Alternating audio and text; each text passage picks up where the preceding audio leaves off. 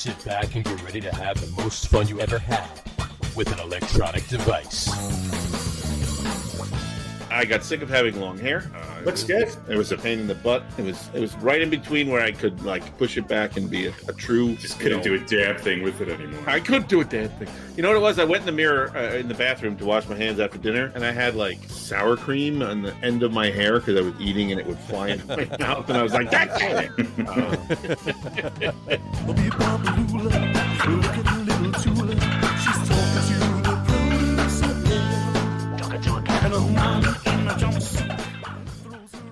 All right, everybody, welcome out to the Get On With It Sports Show. It is Wednesday, July 28th, 2021. Jersey Johnny coming at you, and with me, as always, is none other than Mr. RadioPete and Mr. Harry Lug Nutz. Say hello, gentlemen. Hi. You can actually say hello. You don't have to wave. This translates well to the audio podcast. I'm messing with the blind people. Pete is waving, folks. And I'm messing with the deaf people. Messing with all the blind people who are watching the podcast. You're here we go. Well, edit job mess at the number start. one. Edit job number one. Edit job number one. There you go. All right, so it's visually impaired. Listen, there you go.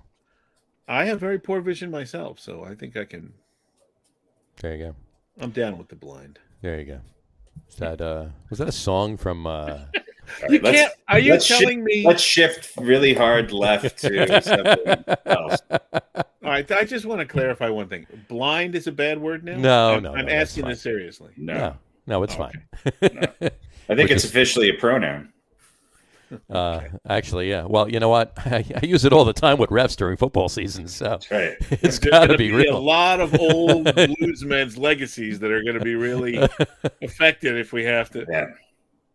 Visually impaired Wilson. Well, it's like that 90s band, Visually Impaired Melon. Visually Impaired Melon. It just doesn't have the same ring. It doesn't have the same ring to it. No, not at all. I don't know. Visually impaired by the light.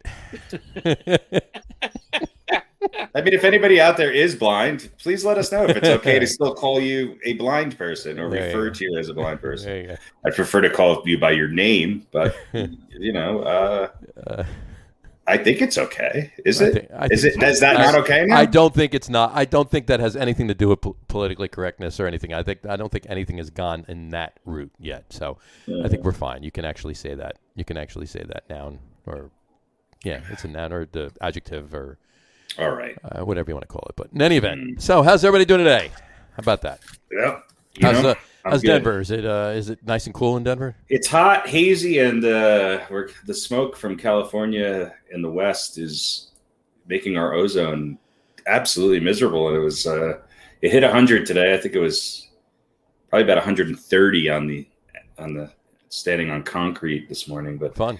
Yeah, it's been hot. I got in my car and it was 118 degrees in your car.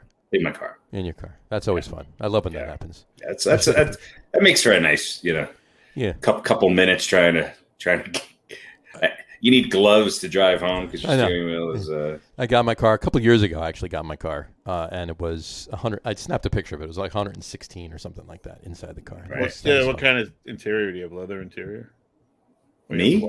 Yeah. No leather. All right. No, I have a. You have goat skin interior, don't you? No, I don't. I don't have any animal. That's what products those little beaded things that they put on the seat. Cardboard boxes. It's really hot because they certainly do. They distract you at least. Yeah. You have wooden crates in your car. Yeah. I don't always reach for my beads when it's hot out, but when do you reach for your beads? Well, you never know. You never know. When asked, they're handy. Hot car ride? No. Hot date? No. Maybe. You never know. You never know. You never know. You never know. So, everybody saw the new news out of Cleveland, right?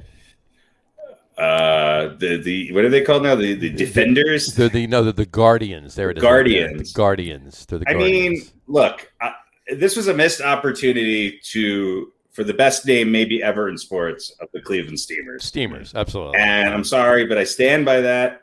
Both, the Guardians is horrible. And did they have to use like almost the same font as the It's Indians? very similar, yeah. Because I guess what they said they're trying to do. There it is again. What they said they're trying to do is Indians in there. Well, it is because it's Dians, right? Dians. Right. So they just took out the IN and they put GUAR. That's all they did. It's just that no one can do anything right at all in any sort of. This is horrible. This is really horrible. This is worse than Daniel Jones tripping on the 12-yard line.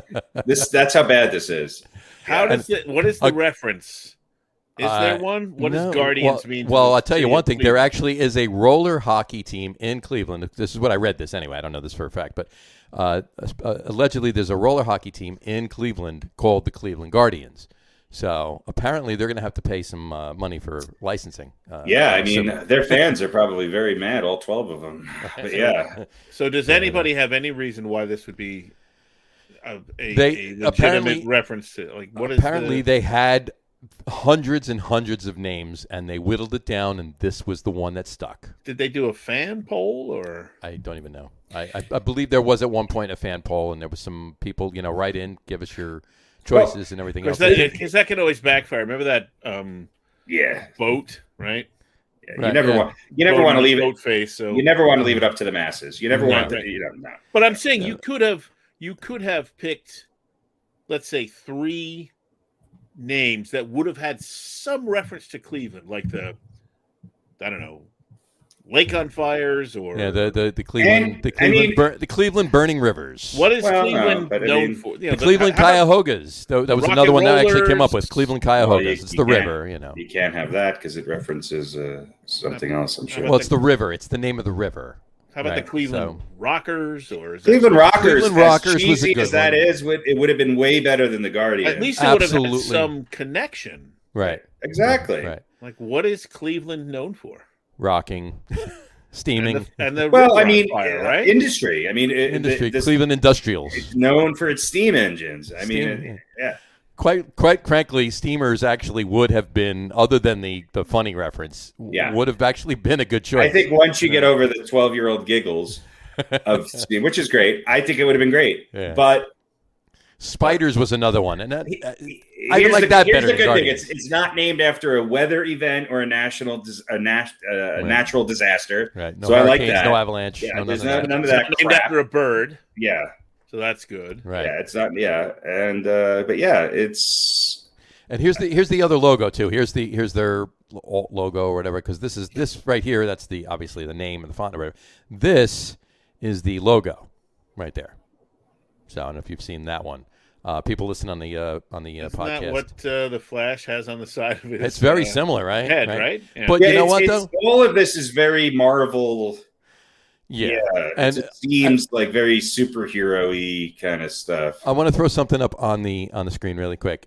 It's somewhat reminiscent. It also looks like the Prudential, one of the insurance companies. It's somewhat reminiscent of this. All right. Yeah.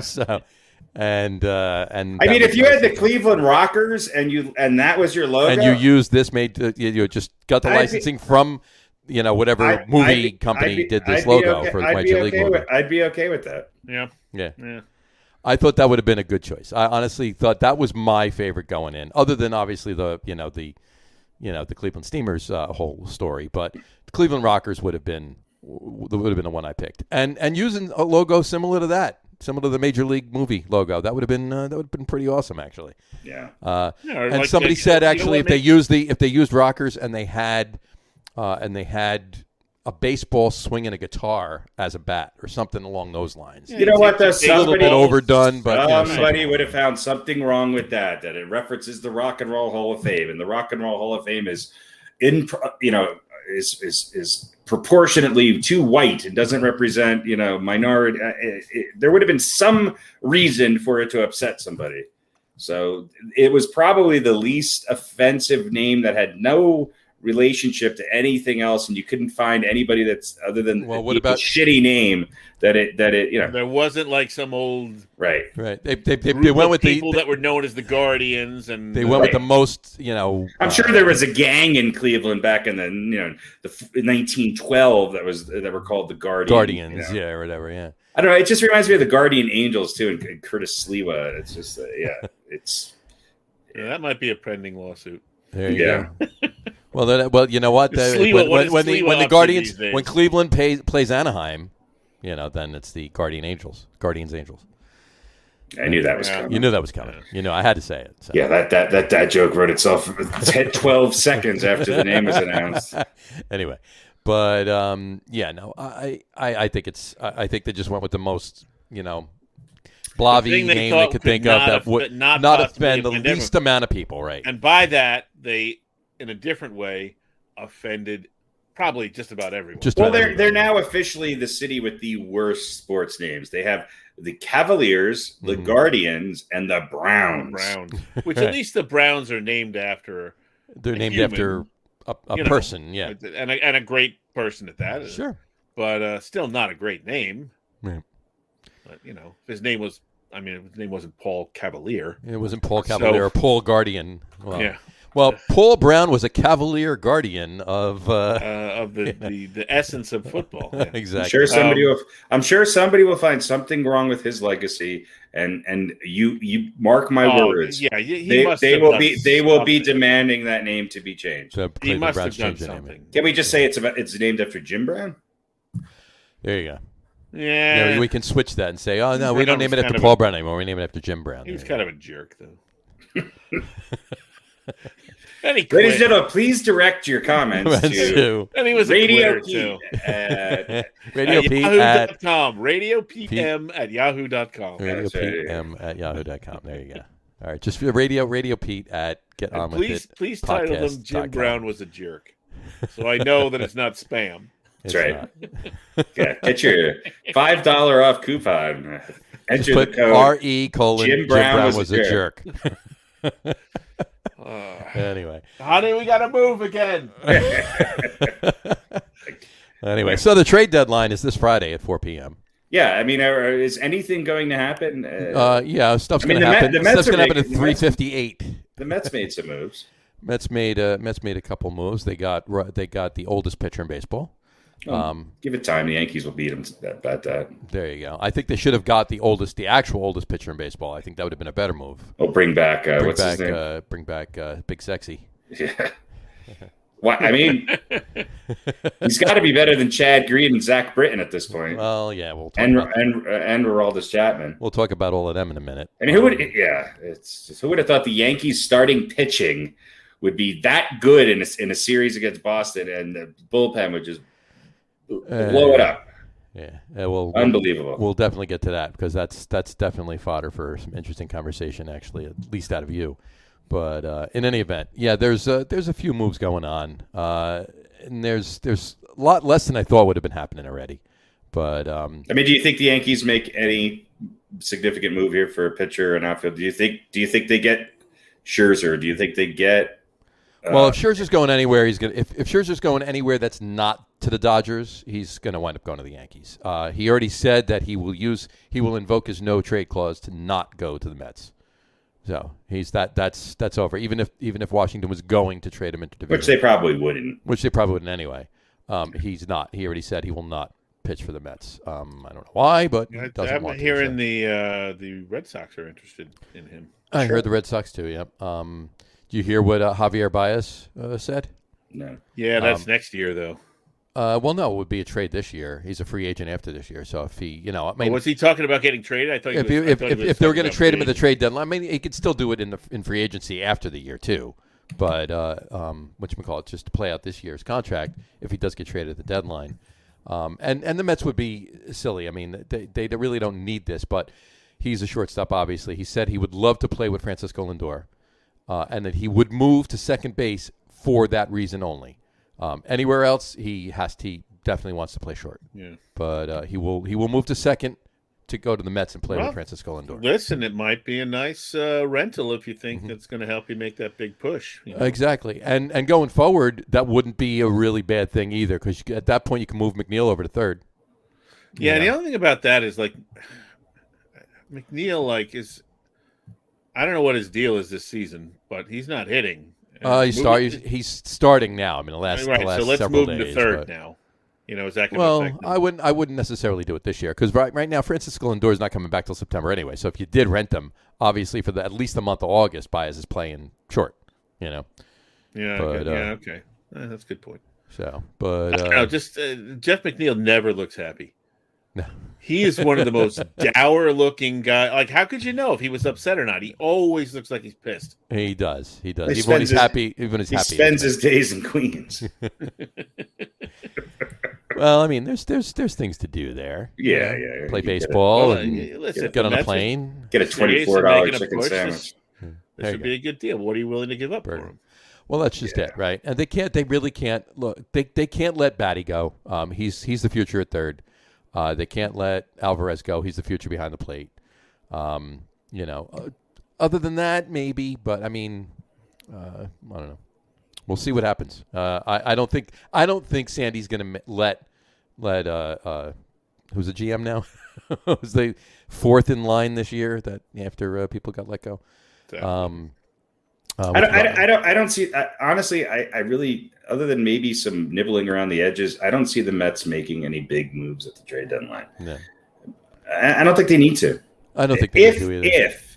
If they're pitching, you know, well, they have to show up a little bit of that. Yeah. Well, right now it's slated. Carlos Carrasco's expected to make his first start this Friday. So he's done rehabbing. And Syndergaard was actually throwing off a mound in a bullpen session yesterday. So that's good news. I think that bodes really well for them. And I would, you know, I just don't think they're going to go make a big move right now, because I think they're going to wait till the offseason to see how things pan out. I don't think they have to. If If Javier Baez is really that interested in playing with Francisco Lindor, then you go out in the offseason and you get him. You don't. Do you really want Javier Baez for what he's going to cost? I'm saying if they so choose to go do that, you know what I mean? Why make the move now? Right. I don't think they need to do that fielding wise, even with Lindor out.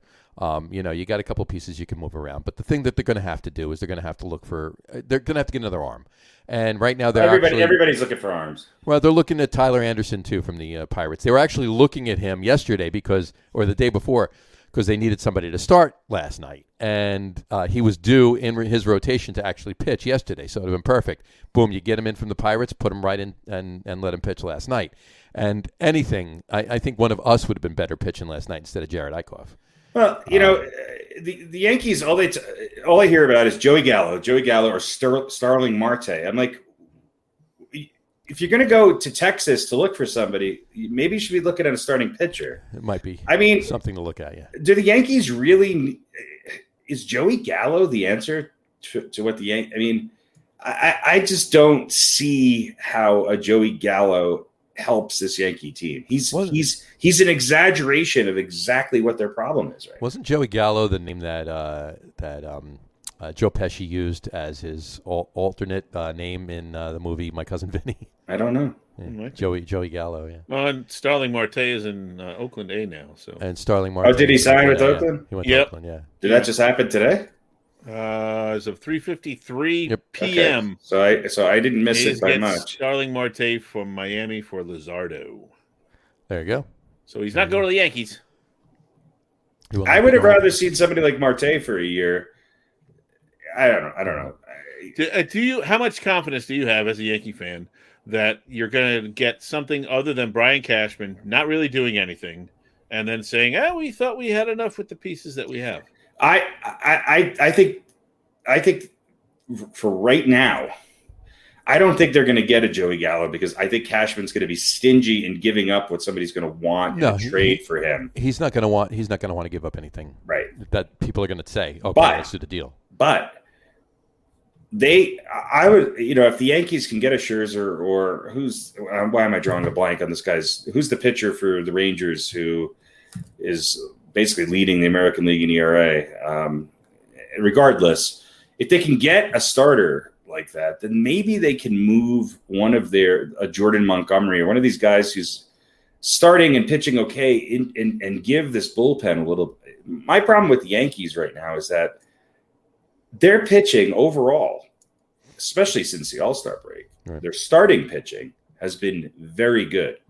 This Yankee team should be able to win a game if their pitching gives up 4 runs.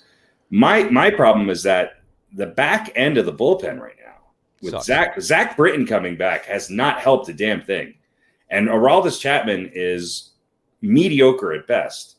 And Chad Green goes through these phases where he has 2 or 3 good outings and then 2 or 3 really miserable outings. Let me ask you, if we're talking about that, let me ask you now. I'll ask you that. Do you agree with pulling Herman after that no-hitter into the 8th, just giving up the 1 double? I mean, obviously, in hindsight, you would say no, obviously, because you don't want Chad Green to come in and do what he did. But do you agree with I'm less concerned about what Chad Green did than the people that followed him. Yeah. You know, I don't think you knew if he gave up a hit, he was out of there. And the reason for that is he has never pitched that deep into a game. Right. Before. No, of course. Right. But he looked pretty solid through the 7 innings. I would have given him one more batter. I would have let him deal with that guy on second. Right. And kept pitching. But that's only because I have no faith in this Yankee bullpen at all. They are horrible. Absolutely horrible. This is the worst bullpen the Yankees have had since the 80s. They are bad. And anybody who says that Aroldis Chapman is a top 10 closer is fooling themselves. He's not. No, he's not. He's not. And what's his face? Mr. Wingspan, formerly from the Red Sox, now on the Cubs, and why am I drawing a blank? I don't know who you're talking about. The closer on the Cubs, Craig Kimbrel. Thank you. Yeah. I just drawn a blank there. Kimbrel's having a pretty good year. Yeah, I mean, wouldn't that be something that they could pitching on the back end of their rotation? Yeah, bring in.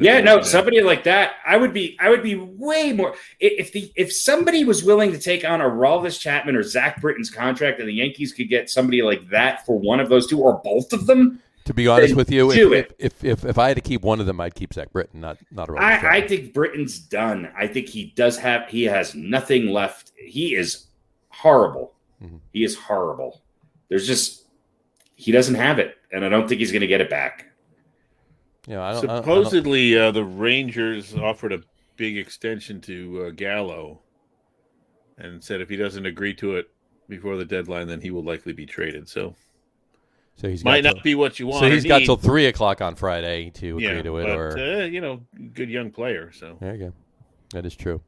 Back to the Mets for a second. I made this graphic up just to bring it up. Obviously, you saw what happened last night. The Mets re-signed Jared Eichhoff, and he came in, and by 1 out in the 4th inning, he had given up 10 runs. So it was 10-1. He gave up a 2-run double, two 2-run home runs, and a grand slam. One each inning. So he became the second Mets pitcher to give up 10 plus earned runs, and 5 walks in one game. But he also became the 7th Mets pitcher to give up 10 plus earned runs, regardless of the walks. And I'll throw this graphic up really quick. Here they are. Also in 2010, but look at the companies in 2010. Johan Santana, 06 El Duque, 03 Steve Trachsel, good. 03 Al Leiter, 01 Steve Trachsel. It took Steve Trachsel to give up 10 earned runs. Yeah, that was painful. Oh, yeah. Oh my God! And that could have been a 5-hour game. Only Tommy John would have helped him along. Oh yeah. And in 2000, Pat Mahomes, and then all the way back in '85, Calvin Schiraldi. But in 2000, Pat Mahomes, that was the other pitcher that gave up 10 plus and 5 walks. Was Pat Mahomes. But the names though, I mean, it's not like it was horrible pitchers. You got Johan Santana, El Duque, Al Leiter, Steve Trachsel. Yeah. Oh, this just came in. I don't know if you guys have already mentioned this, but according to Levi Weaver of The Athletic. The Yankees are acquiring Joey Gallo from the Rangers. Is that right? Yep.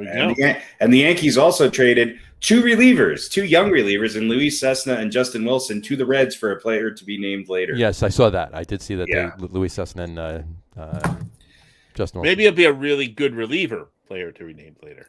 Yeah, right.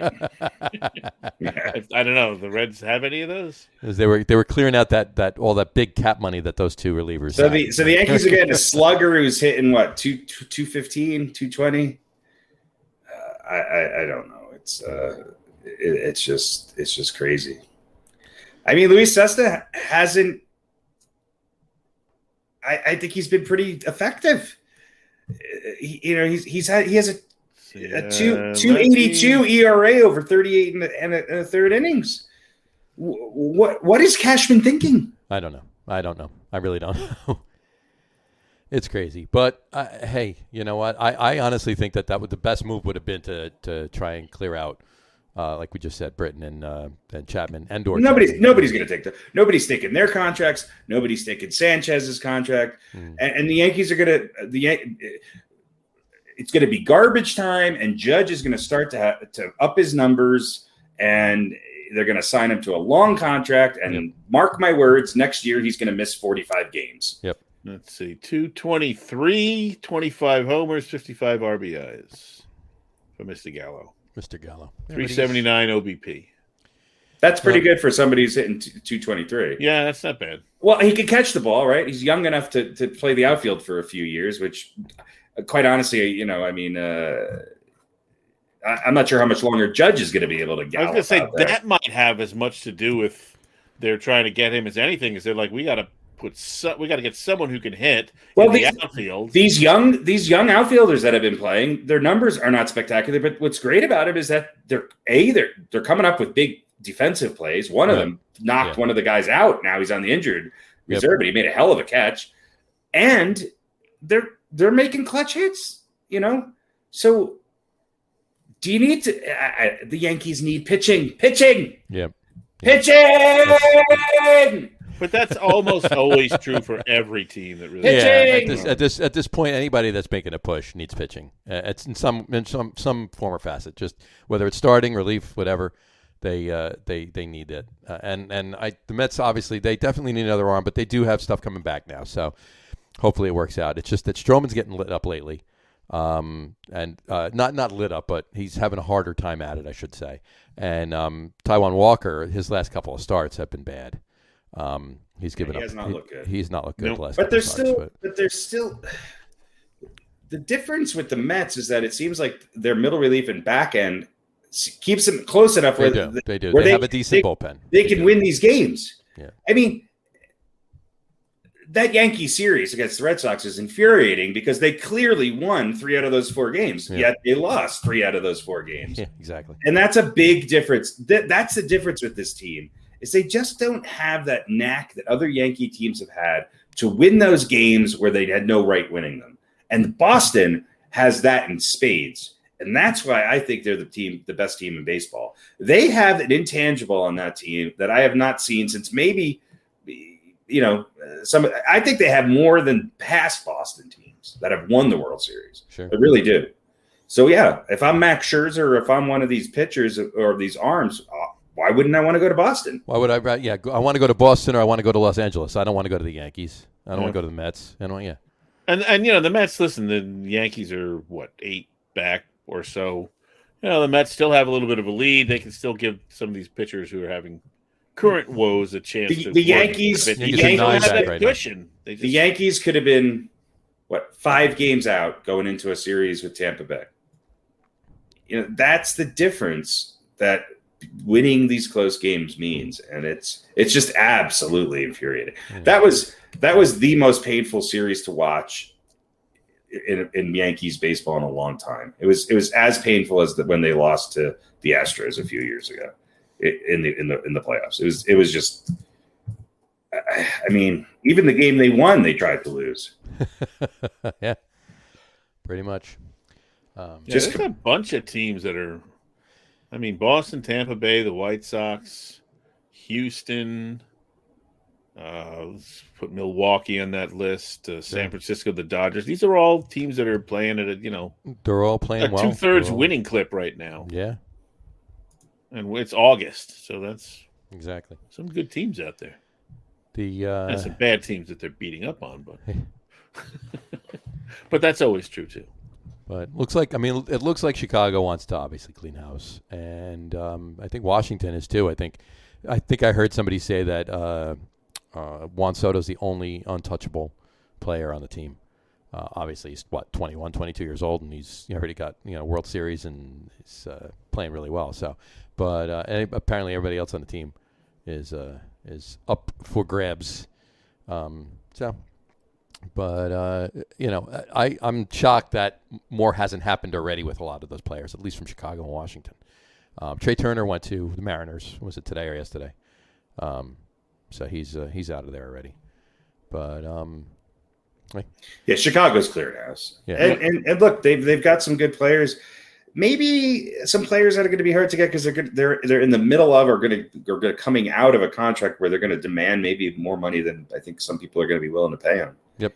But not to change the subject, but I'm looking at the Yankees lineup today, and I'm behind. I haven't checked up on anything today. But is Aaron Judge hurt again? Why is he out of the fucking lineup? Well, he won 1-for-4 yesterday. I'm sorry. Nail biter, ugly win. Part of me really hopes the wheels fall off this Yankee team and Aaron Boone is gone. And Cashman. The Yankees need a fresh perspective to guide this team. There's too much. Yeah. Everything's great. We're so good. We can get through this nonsense. I hope Judge isn't hurt. If he isn't, then I don't know why the hell he's not on the field. I really don't know. Because he's not hurt, but he's not healthy. Right. He's breaking down, and they don't want to admit it. Well, he was on the. Him and Kyle Higashioka were on the. Had tested positive for COVID-19. Well, but they both were back. They're back on the active roster on Monday, and Judge played yesterday. But apparently, right, I know all this. Yeah. Apparently, I'm just reading through this right now. Judge, no, it doesn't say why he's out today. Just does not. Because remember, about a month ago they were saying he had like back tightness or lower back soreness or whatever. This sort of generic kind of no reason given. Yeah, but we got Estevan Florial playing right field. Look, yeah, he's good. I mean, tearing it up at Montclair. Yeah. You know what? These guys can run and catch the ball. I mean, it's exciting to be able to see somebody under the age of 40. I mean, when Brett Gardner's your best defensive outfielder, it's scary. I just watched an AARP commercial with Brett Gardner in it. Well, look, Brett Gardner's having his worst year ever, and it's to be expected. But the Yankees are pitching a shutout again through 4 innings, but they can't score any runs. Right. So it's just, Torres is starting to hit the ball. Urshela's finally back. Why? Urshela had two doubles yesterday. Yeah. But look at this lineup. LeMahieu obviously is leading off. They got Torres at second. They got Odor hitting third, a 234 hitter. Okay. Then Stanton in the cleanup spot, which makes sense. Sanchez fifth, which I don't mind that. Gardner is hitting sixth. Urshela's down in the 7 spot. Urshela had 2 doubles yesterday. He's batting 7th. Yeah, and he's hitting 277. He's the Yankees, other than Judge, I think he's ahead of Judge now for average. And then you got Allen, who's actually, hasn't had that many at-bats, who's, hitting 286. And Florial is hitting 278. And then, I forget the other guy, Lamare, or however you say his name, who had the home run the other night. Right. Give these guys a chance to play if they can. But if they can play and they're going to be more exciting and they're going to do a little bit more than the rest of them are, why the hell not? Go for it. Put them in. I think the world of Aaron Judge, and he's the biggest star the Yankees have had since Derek Jeter. Right. But the Yankees are going to have a really hard decision to make when his contract is up. And my gut tells me that it would be smart for them not to re-sign him. I agree. It would probably be the correct decision not to re-sign him, but I don't think that's going to happen. No, they're going to resign him. And these guys, Allen and Florio, they're kids, right? They're young. Yeah. So, I mean, do they have any speed? Mm-hmm. Like Gleyber Torres has some speed, right? But LeMahieu's not fast, right? Well, LeMahieu's pretty decent. I mean, he's fat. I mean, he's not leadoff hitter. He's faster than LeMahieu. Well, I mean, as far as he's not going to get on and he doesn't look fast, but he's not Ricky Henderson. He's not getting on and stealing seconds. But who is anymore? Right. But why not throw one of these kids in the 2 spot? Right? Exactly. Yeah. I mean, the most obvious leadoff hitter is Brett Gardner, but you can't have a guy sitting 195 leading off. No, you just can't. Yeah, but there's no reason to put him ahead of both of these young. Yeah. I mean, look, I'm sure there's a mathematical formula, right? That tells you who you should put in the lineup when, or I don't know, maybe not, or some guidelines or something. But yeah, there's a robot in the back of the. Greg Allen is he's 28, so he's all right. So he's not a kid, but he's not a kid, but he's hitting 296 with 2 RBIs with a 926 OPS. Granted, that's not a big. How many at bats is that? Like 11. Yeah. And I think he came over from Cleveland or somewhere. I can't remember, but still, welcome to the team. You too. You're 8 and 9. I mean, what is right? Yeah, and if you're going to go out and get people, is Luke Voit coming back? Is Luke Voit the future at first base? If not, why are you not looking at an Anthony Rizzo? Isn't that a much better, long-term investment in your money than Gallo? I don't know. I just don't understand it. Gallo, if they re-sign him, Gallo could easily turn into the next Stanton contract. It's just, I don't get it. I don't understand what the Yankees are doing. And I do think that the appeal of playing for the Yankees is dwindling. And that's why a lot of these pitchers don't want to come here. Yeah. Because there's a lot that goes with it, right? I mean, look at what they're expected to do every year and what they have. And a lot of great pitchers have come to New York and bombed. Right. And some have come and done really well. I mean, there is the Mike Musinas of the world and the David Cohns of the world, but there's also the Sonny Grays, who, by the way, is a rumor to come back to the Yankees. Right. Yeah. Right. But he couldn't do it in New York. He could do it everywhere else, but he couldn't do it in New York. Yeah. And if you're a big name pitcher, like if you feel like you're the last piece that's going to make this Yankee team great, right, or significantly better, you're the guy that's maybe going to push them over the edge, right, then you might come. But they have other issues too. Yeah. And if you don't feel confident, it's not like they're missing the one piece, and the one piece is you. Right. Let me get there, and then we can do this. But if there's 2 or 3 pieces missing, and you don't have much confidence that they're going to fill those other couple of pieces beyond you, then you're going to maybe go somewhere else. Right. Somewhere that is pushing to what the Yankees need right now is a second starter, somebody to step in behind Cole and to make those first 2 games of a series tough. Right. After that, well, they just traded away to middle relievers who were fairly young and who were pitching fairly well. Why, I don't know, unless there's something coming down the pike here in the next couple of days that we don't know about. You can't. They have no options on them. I don't know. Who knows? But they need arms because none of these guys, they need arms for the 7th, 8th, and 9th inning. Right. And obviously these guys can't pitch 2 days in a row. They can't pitch more than 2 innings. So you need these kind of arms that the Red Sox seem to have, that the Royals were able to fabricate, that the Nationals were able to pull together on their title run. They need these kind of arms. And everybody thought they had them, but they don't. They don't. Nope. You know what? Maybe Scherzer falls to them. Maybe they can move some people around. Maybe, And Scherzer's right now, there's a big question mark hanging over him with an injury. Yeah. So, I don't know. That's not a home run either. So. Will Scherzer hold up? Will Kluber come back? Will Severino finally show up? Right. Who knows? Where's Luke Voit? Luke Voit was supposed to be back this week. Where's Luke Voit? I mean, let me ask you this. In all reality, with all that you just mentioned, with all that's been going on, with the way that they're playing, with the way the injuries are and everything else this year, do you think that it's just them saying, "Oh, we're not doing anything this year. Let's just stand pat"? And I think that they are. I think that it's just the mentality, the new mentality of this era of the Yankees. They have not, other than Cole, they have not been able to go out and really land anybody. Stanton was a huge mistake. Right. Huge mistake. Well, that's obvious. I mean, Jeter's laughing all the way to the bank with that. Thanks, Derek Jeter. Yeah, Stanton was a huge mistake. Not so beloved. And man.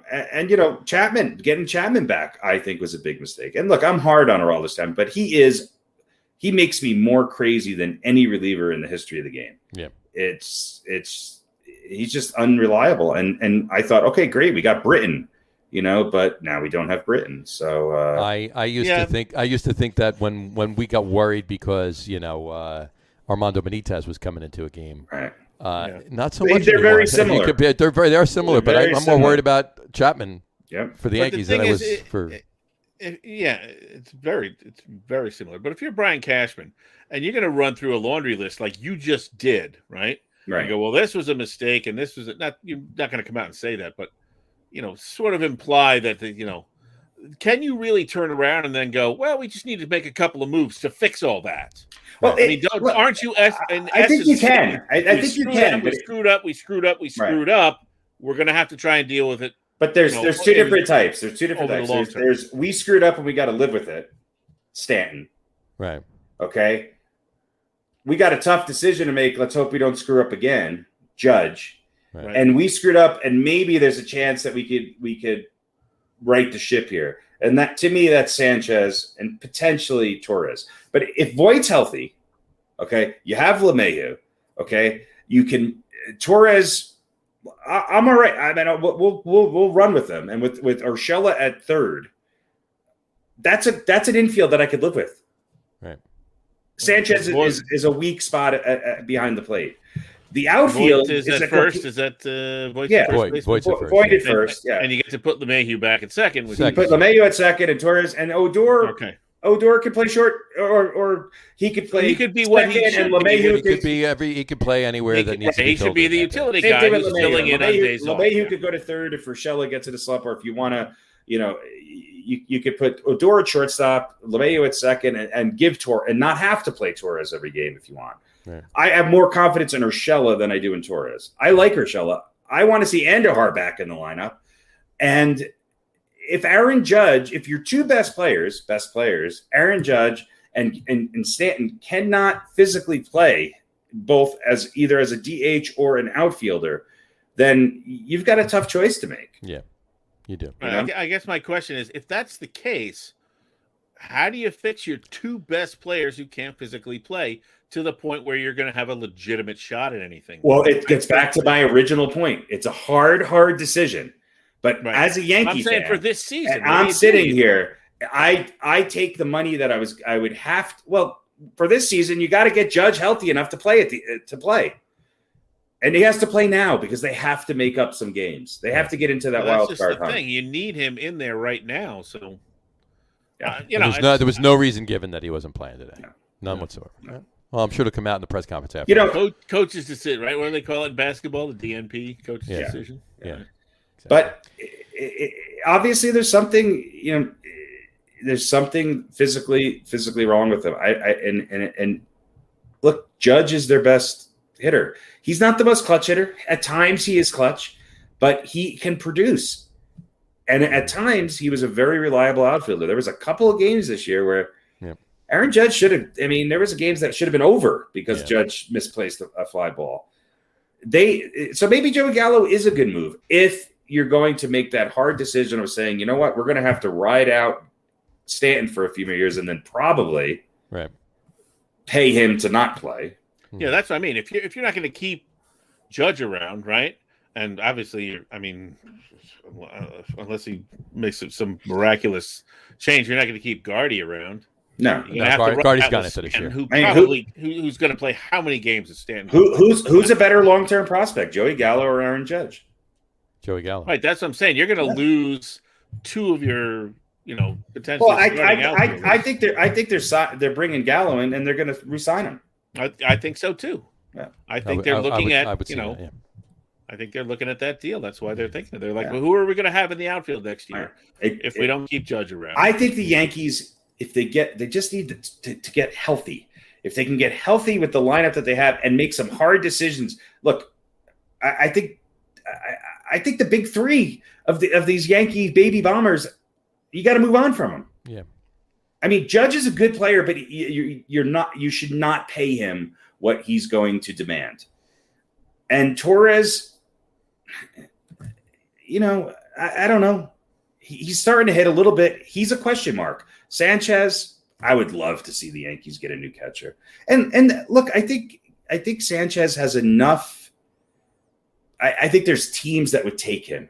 That you might be able to get. There's always somebody looking. There's always somebody lower than you. Yeah. They're in your worst shape. Yeah. So. And look, batting average is not what it doesn't mean what it used to mean. But the Yankees need some people who are able to put the ball in play. Look, the Rays have an outfielder in Rosarena, however you say his last name. Randy Rosarena. Yeah. Randy, yeah.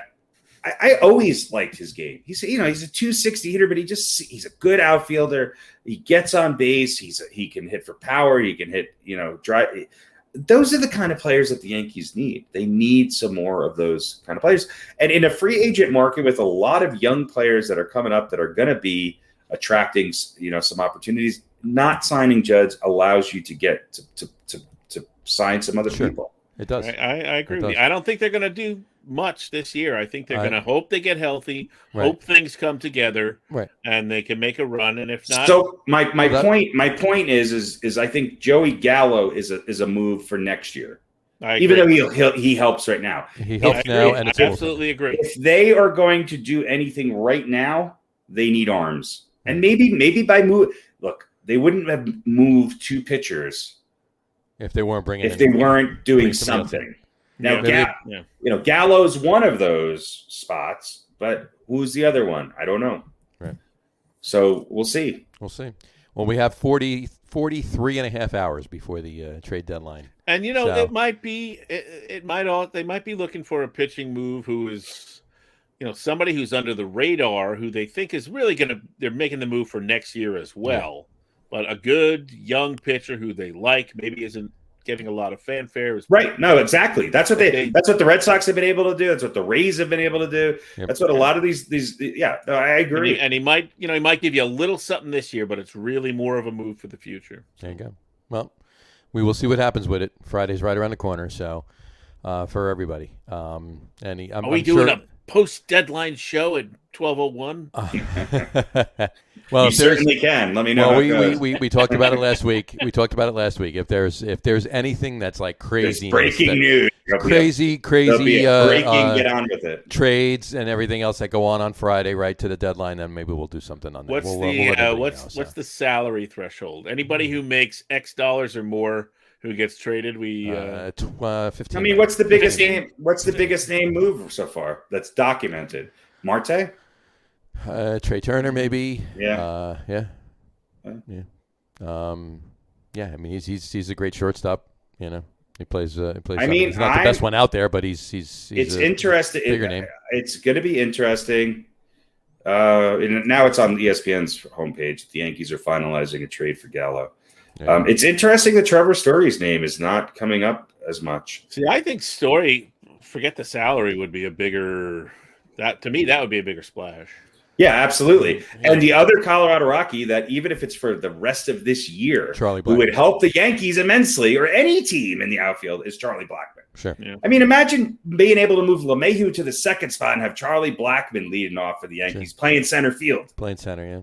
There you go. Yeah, that solves a couple of problems for you. Maybe they package up Gleyber Torres and somebody else and send it back to to Colorado. As a Rockies fan too, the last thing I want to do is see a Gleyber Torres out there. Gleyber Torres and Gary Sanchez playing for the Rockies next year. Maybe they move Joey Gallo. Maybe Gallo comes and goes. Maybe Gallo comes. I doubt it too. Who would you? Yeah, long term, I'd rather have Joey Gallo than Charlie. Yeah, well, Gallo's what 27, 26, something like that. Yeah, mid-20s. I mean, they're both at the end of their contract. And Blackman's probably a couple years, but again, you get Charlie Blackmon into the American League, and you got another guy you can occasionally give him a break and DH him. Sure. Look, he's still a good outfielder, and would you rather have Joey Gallo in right field and Charlie Blackmon in center field? Yeah, and then you can platoon these young guys in left field. But Right. would you say Blackman's more of a this year move? Blackman Yeah, will be it a this was more year. of a next And Blackman might be. And Blackman's not playing center field all the time. Yeah. So, he's the this year move. He's a this year move, maybe next year. But as much as I like Trevor Story, for what the Yankees need right now, Charlie Blackman fit great. I mean, I'd rather have Charlie Blackman than Starling Marte. Okay, I can see that. Sure. Charlie Blackman would also help the Mets. He could. Yep. He could. Although the Mets have been putting They're together pretty good decent with the outfield. outfield, yeah. They really are. I wish Conforto would come around and bat a little bit better. I mean, this is a He's- contract year for him. But and he's had some just clutch not. hits. He's had some clutch hits. Yeah, but not as many as you would think he should be having True. in a contract year. True.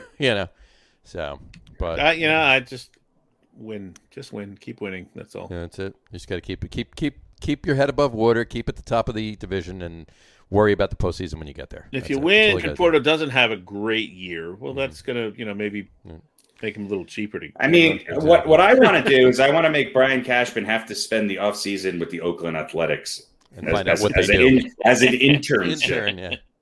Exactly. A couple other quick Mets notes. A nice winter camp. There you go. Yeah, really. I mean, geez, they're just brilliant at what they do. It's amazing what they do every year. Kumar Rocker, I don't know if you heard this news. His deal so far is still up in the air. There's no word right now. The word on the street now is that he might have possible damage to his elbow. So his, I think it was a $22.9 million signing bonus or something like that. So he's going to wind up signing, but they're trying to renegotiate it now because they're looking at the fact that he might need surgery at that point. So if that's the case. But another quick thing prior to two things actually. Friday, this Friday, July 30th, is the return of these at Citi Field. Black Your jersey shoulders? Fridays. My shoulders. My shoulders You're are going back. back to the. Oh. I like the black jerseys. Black jerseys at Citi Field, on Friday night. Friday night black jerseys. I just don't like them with that hat you're wearing. Well, I don't. I do not actually have. It was decrepit. I had to throw it away. My black. My black. Mets hat, I like so- the black Mets hat with the black with the back unis. I like them. I do. I do too. I always did. And they're bringing. I mean, it the back. Mets. No, it's not during the day. But the classic Mets uniforms are great too. I mean, the Mets uniforms are one of the classics. The Yankees, the Cubs, the Mets, the Phillies. I mean, they don't need to screw with it too much. The Yankees need a shortstop. It's I know this guy. I know this guy's available. Yeah. Jose Reyes is not doing much right now. In any event, and the other thing too, Saturday before Saturday's game, prior to Saturday's game, this weekend they're playing the Reds in Citi Field. Prior to Saturday's game, the Mets will induct John Matlack, Edgardo Alfonso, and Ron Darling into the Mets Hall of Fame. So there you go. Good for them. There you go. Their names will be in the Mets Hall of Fame now. Congratulations. So, congratulations to John, Edgardo, and Ronnie. He's our version of Gotti. Is Lee Mazzilli in the Mets Hall of Fame? Lee Mazzilli is not, I don't think. Actually, should be. he might He actually should be. be. Actually, might be. Actually, might be. I Gotta think check that out. Mazzilli is the I think we'll- doorman. I think he works in it. Yeah, He's the concierge. He's the concierge. He wipes down all the glass. Well, it They call depends it- on what your definition of in the Mets Hall of Fame Right. is. He's an employee. He's physically there, but not an inductee. Right. Exactly. So, I think he should be. all right. Send right, your quit- letters to the Get On With It podcast. Exactly. Let us know. what you RadioPete think. Manetti. I just really want to get Lee Mazzilli on here. Yahoo. We Hey gotta Lee, I'm your biggest fan. Come on, Lee, you got to come on the show, Lee. You We got to got a come on lot the of show. we got a lot of questions. Absolutely. For you. What was it like playing on those Mets teams that never won? Prove us wrong, Lee. Prove Let us know. Wrong. Prove us wrong. There you go. All right, quiz time. Quiz time. All right. Here we go. You're the manager. Who's going first? Pete, again? I always as go usual? first. All right. You're the manager in their prime. Available free agents at the deadline. You can only pick one. Wait, the managers in the prime or the free agents are in the prime? No, you're the manager. So obviously the managers are not in the prime. The manager's not necessarily. Well, are you in your prime right now? As a manager, yeah. Very. I know very I can manage his Yankees team. definition of prime. Then yes, Give me a chance. Exactly. All right. So these I'm players like are in their the prime. prime side of beef right now. Exactly. You see a lot of players quitting and crying. But yeah. Pretty much. Oh, yeah, definitely. So these players are in their prime. Available free agents at the trading deadline. You can only pick one, and it's regardless of what the need is. This is the need is irrelevant. Gotcha. Just the list I of players. I don't know what the needs are. So. That's my point. So that's irrelevant. So you can only pick one of these. Here we go for Radio Pete. Here we go. David Wright, Tom Seaver, or Mike Piazza. That's easy. David Wright, Tom Seaver, Mike Piazza. Well, so think about all of it. Obviously, you'd think it would be easy, but think about overall. Yeah, because you have to consider. David Wright, Tom Seaver, Mike Piazza. What is there to consider? Well, they're in their prime, but how long did that prime last? What was the drop-off after the prime? Oh, God, you guys disappoint. Well, no, clearly I know what you're saying. The obvious answer is Tom Seaver, right? Yeah. Of course, I get it. But you got Tom Seaver every fifth day. You got Mike Piazza every day. That's my point. You think about those things. That's my point. I've thought about it. I kind of have to say Seaver. You got to say Seaver. Yeah. All right. All right. So obviously, Harry, you weigh in with that too. You say Seaver. Yeah. All right. Here's yours, Harry. Ready? Derek Jeter, Mickey Mantle, or Ron Guidry? In their prime. In their prime. Derek Jeter, Mickey Mantle, Ron Guidry. Mantle. Mantle? Yeah. Radio Pete? I mean, if I got Ron Guidry from 77 through 81 and let him pitch now, then Right. then for the needs of today's team, I would Right, love right. to see that. But Gotcha. Yeah. but no, Mantle's a no-brainer. There's few questions that contain the phrase "in their prime" when you talk about the Yankees, and if Mickey Mantle is one of those choices. Right. Yeah. There's not that many questions where you don't say Mickey Mantle. Right. I mean, the only other player on that list, the two players that would like make me question my choice. If it was Mantle, DiMaggio, and Ruth, then Right. it would take me a second Second to make a decision. Yeah. But yeah. So, all right, Mantle. And Radio Pete, you say the same? Yeah, Might you'd as well, have to so. take the Mick. Yeah. You got to take the Mick. All right, so Tom Seaver and Mickey Mantle. Those are those. All right. Top 10 list time. What do you think? Let's go. Shall we? for This it. is a good one. This is When a I good first saw your text there, Harry, I was like, "Is that what the list was?" And I started to compile a list. That's what I told John. I was like, let's see if we can throw Pete off. That was good. I got to number 9, and then I went, "This can't be right." That was good. So, It's a good list for when we're falling short of ideas. I think we're going to use it too. Just so everybody knows, Harry had sent in his list of top 10 bands, Albums. Albums, yeah. albums from 1980 through 1999. There you go. So that's Tougher. it was actually tougher than this list that we're doing. So all you right, folks. would have been livid if at my list. If we ever actually do that. With Saxon. There were a few Saga. things- There are a few things that I just Night Ranger. close. You were trying to decide Marillion. which Bon Jovi album was going to make your list. A little Deef Lepard, let's say. I don't want to give away Harry's list, but I will say that you threw a PJ Harvey album in there. So there you go. You got it. Yeah. All right. Anyway, all right. Tonight's list is in keeping with the theme from last week. Top 10 Major League Baseball teams from 1980 through 1999. Top 10 Major League Baseball teams from 1980 through 1999. We're back off of the just having 10. We have 12 tonight, so we have two ties. A tie at 9 and a tie at 8. So we're going to start it off. A streak of one list. Streak of 2. And we had 2 lists in a row. We had 2. All right, Yeah, cool. we had 2 lists in a row. Yeah. That's our record. So, it is. All right. So number 10, we're going to start off with the 1992 Toronto Blue Jays. 1992 Toronto Blue Jays went 96 and 66 in the regular season, finished in first place in their division. They won the American League Divisional Series against the who did they play in the Divisional Series? Let's see. Well, they defeated the A's in the Championship Series. So, actually, there was no Divisional Series then. Yeah. Divisional Series started after that. That's right. This was Yeah, back that's when things made 92. sense. When it made sense, right? So defeated the Oakland A's in the Championship Series, and in 6 games, and then of course they went on to face the Atlanta Braves, who had won their second straight National League pennant, but lost with in the previous year's World Series. The Blue Jays prevailed in 6 games, to become the first non-U.S. based team to win a World Series in 1992. There you go. Yeah, and this was tough between the 90s because I mean they were the first team to win back-to-back World Series since the Yankees and 77, 78, and the 92 and 93 team. There's not a lot separating them. No, but no. I guess winning the first one's harder than the second. But I think they won one more regular season game in 92 than 93, or in 93 than 92. Yeah, that's an interesting question. Isn't winning the second one? You would think winning the second. Yeah, one would be and I think that was more memorable. They won one game more in 92 than they did in 93. Yeah. They won. They won 95 and 67. The end of 93, of course, was much more memorable. So, right. But I don't know if that in itself makes them a better team. No, this is true. No. All right. Well, there you go. Number 10. Number 10 on our list is the 1992 Toronto Blue Jays. Go Canada. There you go. Tied for number 9, our first one. Tied for number 9 is the number 9 is the 1983 Baltimore Orioles. 1983. Good team. Yeah, very good team. Kind of disappears in the ether. It does. The Earl Weaver ether. Sure. Yep.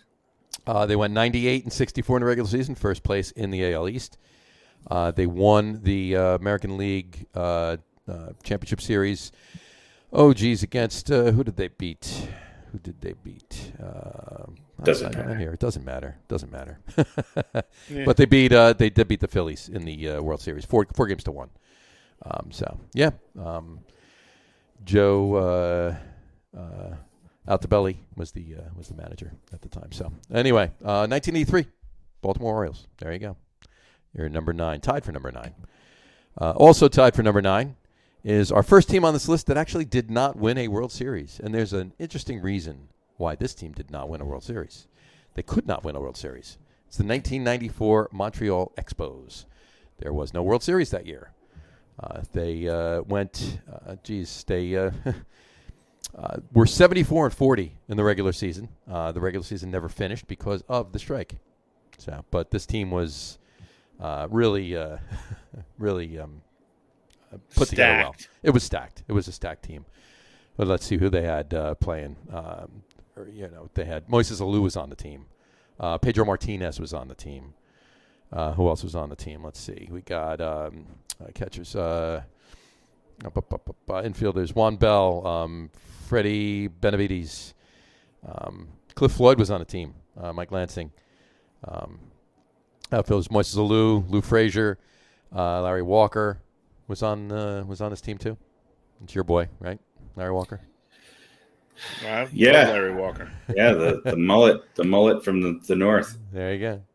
So this team was stacked. This Mel Rojas was another pitcher on the team. Yeah, did you guys both have them on your list? I didn't have them on my list. I just I don't know. It's tough with these seasons, these shortened seasons. Yeah. This was a team that a lot of people thought was going to go somewhere and maybe have a good chance to win the series. And talk about Montreal. Tim Raines still on the team that year? Getting robbed by the the strike. So right. Yeah. Was Tim Raines still around that year? He was, right? Was Tim Raines on the team? I think he was.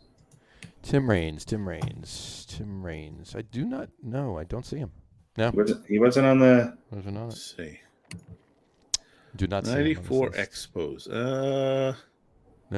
No, don't think so. It was not. Oh, 94, he moved on in 91 to the White Sox. There you go. Yeah, this is Floyd, Alou, and then he got smart and Walker. came somewhere where he won a couple rings. Yeah, I wonder where they are. They might be on this list. One of them, or two of them, or more. We'll see. John Wetland was on. John, yeah, he was. Yeah. So. Yeah, I mean, time would have told. Yeah, time will tell. Time will never tell. Who knows? 1994 Montreal Expos. We're really giving Canada a big plug here. Yeah, exactly. Two of the top three, or bottom three, I should say, on the list teams were from Canada. We should be playing some Anne Murray in the background. Should be. Or DOA. I believe you're right. So, there you go. Also tied for number 3. A little glass tiger. Exactly. No, God. Also on my list. Were they from Canada? Best albums. Yes, they were. Are they? God, Glass Tiger. Wow. That's the one that would have blown the top of your head off on my list. Not what's Actually, I'm worse, not even- White Lion or Glass? Any band named after White Lion or or Glass lion, Tiger, tiger, or bear in the 80s White Tiger, Glass Lion. What Yeah. But Yeah, in any event. I went to a show. We booed. It was White Lion opening for Triumph, Really? and we booed White Lion off the stage.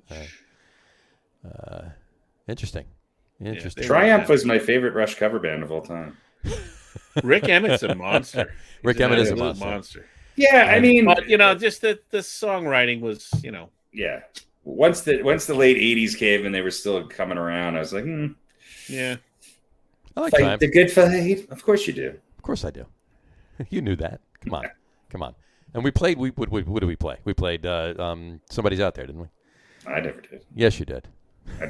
You Don't most even know. certainly did. Don't even know what song that is. I was probably drunk. I didn't remember. You might very well have been, yes. Anyway. All right, so also tied for number 9, the 1994 Montreal Expos. All right, moving on to number 8. We got a tie at number 8 as well. Missed it. Was it Mr. 7 or Mr. Mr. 8? 7. It's Mr. 7, yeah. So tied for number 8 is also another team that did not win a World Series, and that would be the 1995 Cleveland Yeah, you Indians. guys are giving these guys a little bit. They were just such a good team. They really were. 1995 Cleveland Indians, they went, were they?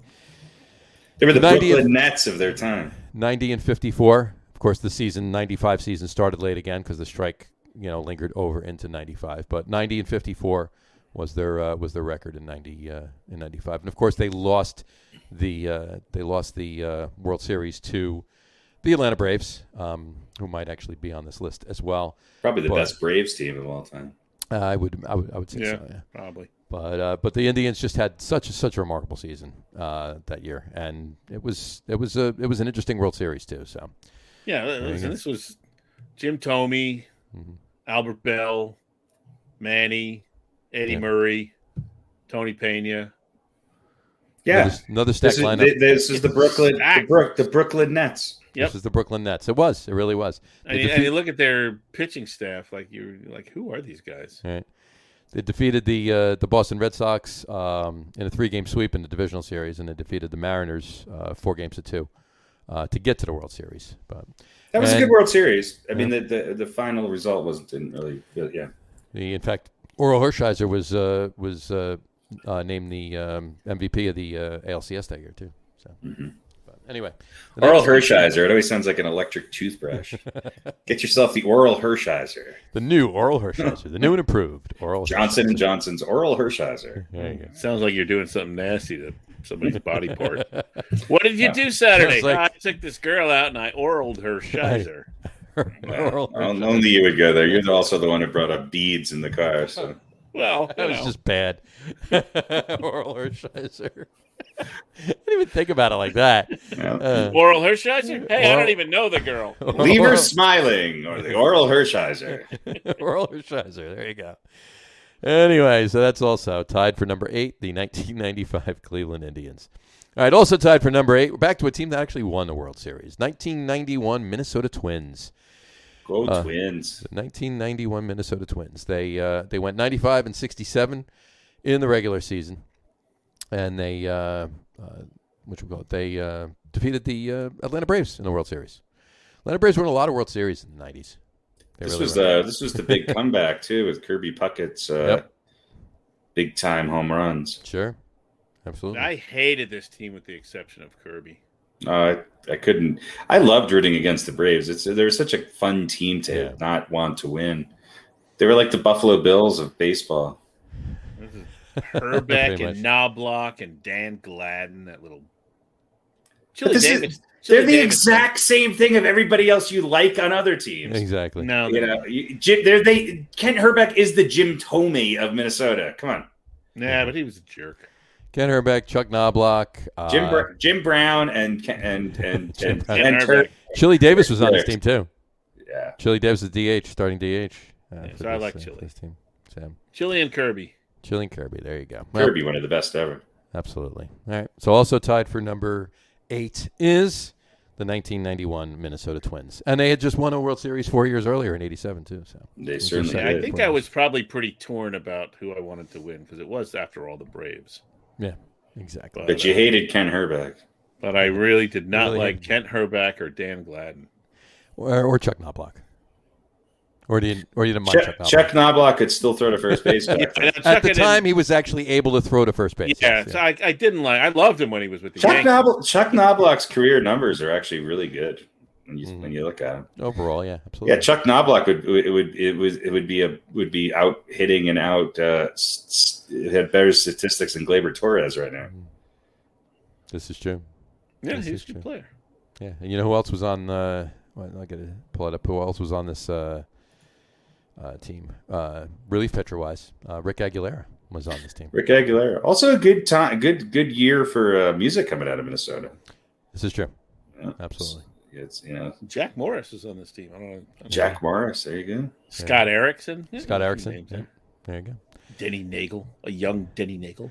He was an related- asshole. Is he related to Browning? Named his son Bagel. By the way, I'm shaking my head for those who can't see. It was just a random reaction as Pete. I feel is random about the people that he hates. There you go. You've got your own list, don't you? No, I don't. I just Separate, I just pick random names out of a hat and And call them just assholes. decide And you- call them assholes. That's all I'm asking. Well, that's what I do. Kirby Puckett, yeah, nobody really knows that guy was an asshole. Yeah. Probably Brown. the nicest guy to ever play any sport ever. Absolutely. Just steal from the loose change That's right. jar at the Yeah, convenience. and give it to the poor. Give it to the probably. poor. There you go. Pocket. Anyway, also tied for number 8, the 1991 Minnesota Twins. All right, no more ties now. Alrighty. Here we go. Moving on to Mr. 7. Mr. 7? Tonight's Mr. 7 is the 1995 Atlanta Braves. They did it. They did it. They did it. Finally won a World Series after 19 tries in 4 years. They went 90-54 in the regular season. It was their worst regular season out of all these teams. Out of all of them, yeah. First in the NL East. But they rolled through the postseason. Oh yeah, they beat the Rockies in the divisional series, and then they swept the Reds 4-0 in the NLCS, and beat the Cleveland Indians 4-2. Beat them in 6 Beat the games. Cleveland Guardians. The Cleveland Guardians. Listen, they lost three games on the way to the World Series. Here's another question for you. Yes. Do we have to say the Cleveland Guardians when we talk about history No. once they change the name, or can we actually say the Indians when we're referring to, say, the 95 season? Do we? How do you address the football team from Washington D.C. that won Super Bowls? Well, there's another question. Do we have to say when the 1991 season Super Bowl winner was the Washington football team, or was it the Redskins? Who knows? I don't know. Somebody please chime in and let us know. Let us know what Maybe what your thoughts are. with Cleveland, we could say Gardindians. Gardindians. There you go. There you go. Sort of combine the two. The Guardians. Well, that's, you know what? Brett Gardner will go to Cleveland next year. Guardy and the Guardians. Guardy and the Guardians. That's a natural fit. There you go. Works. Yeah, perfect. for Washington, I don't know what you do there. I don't know.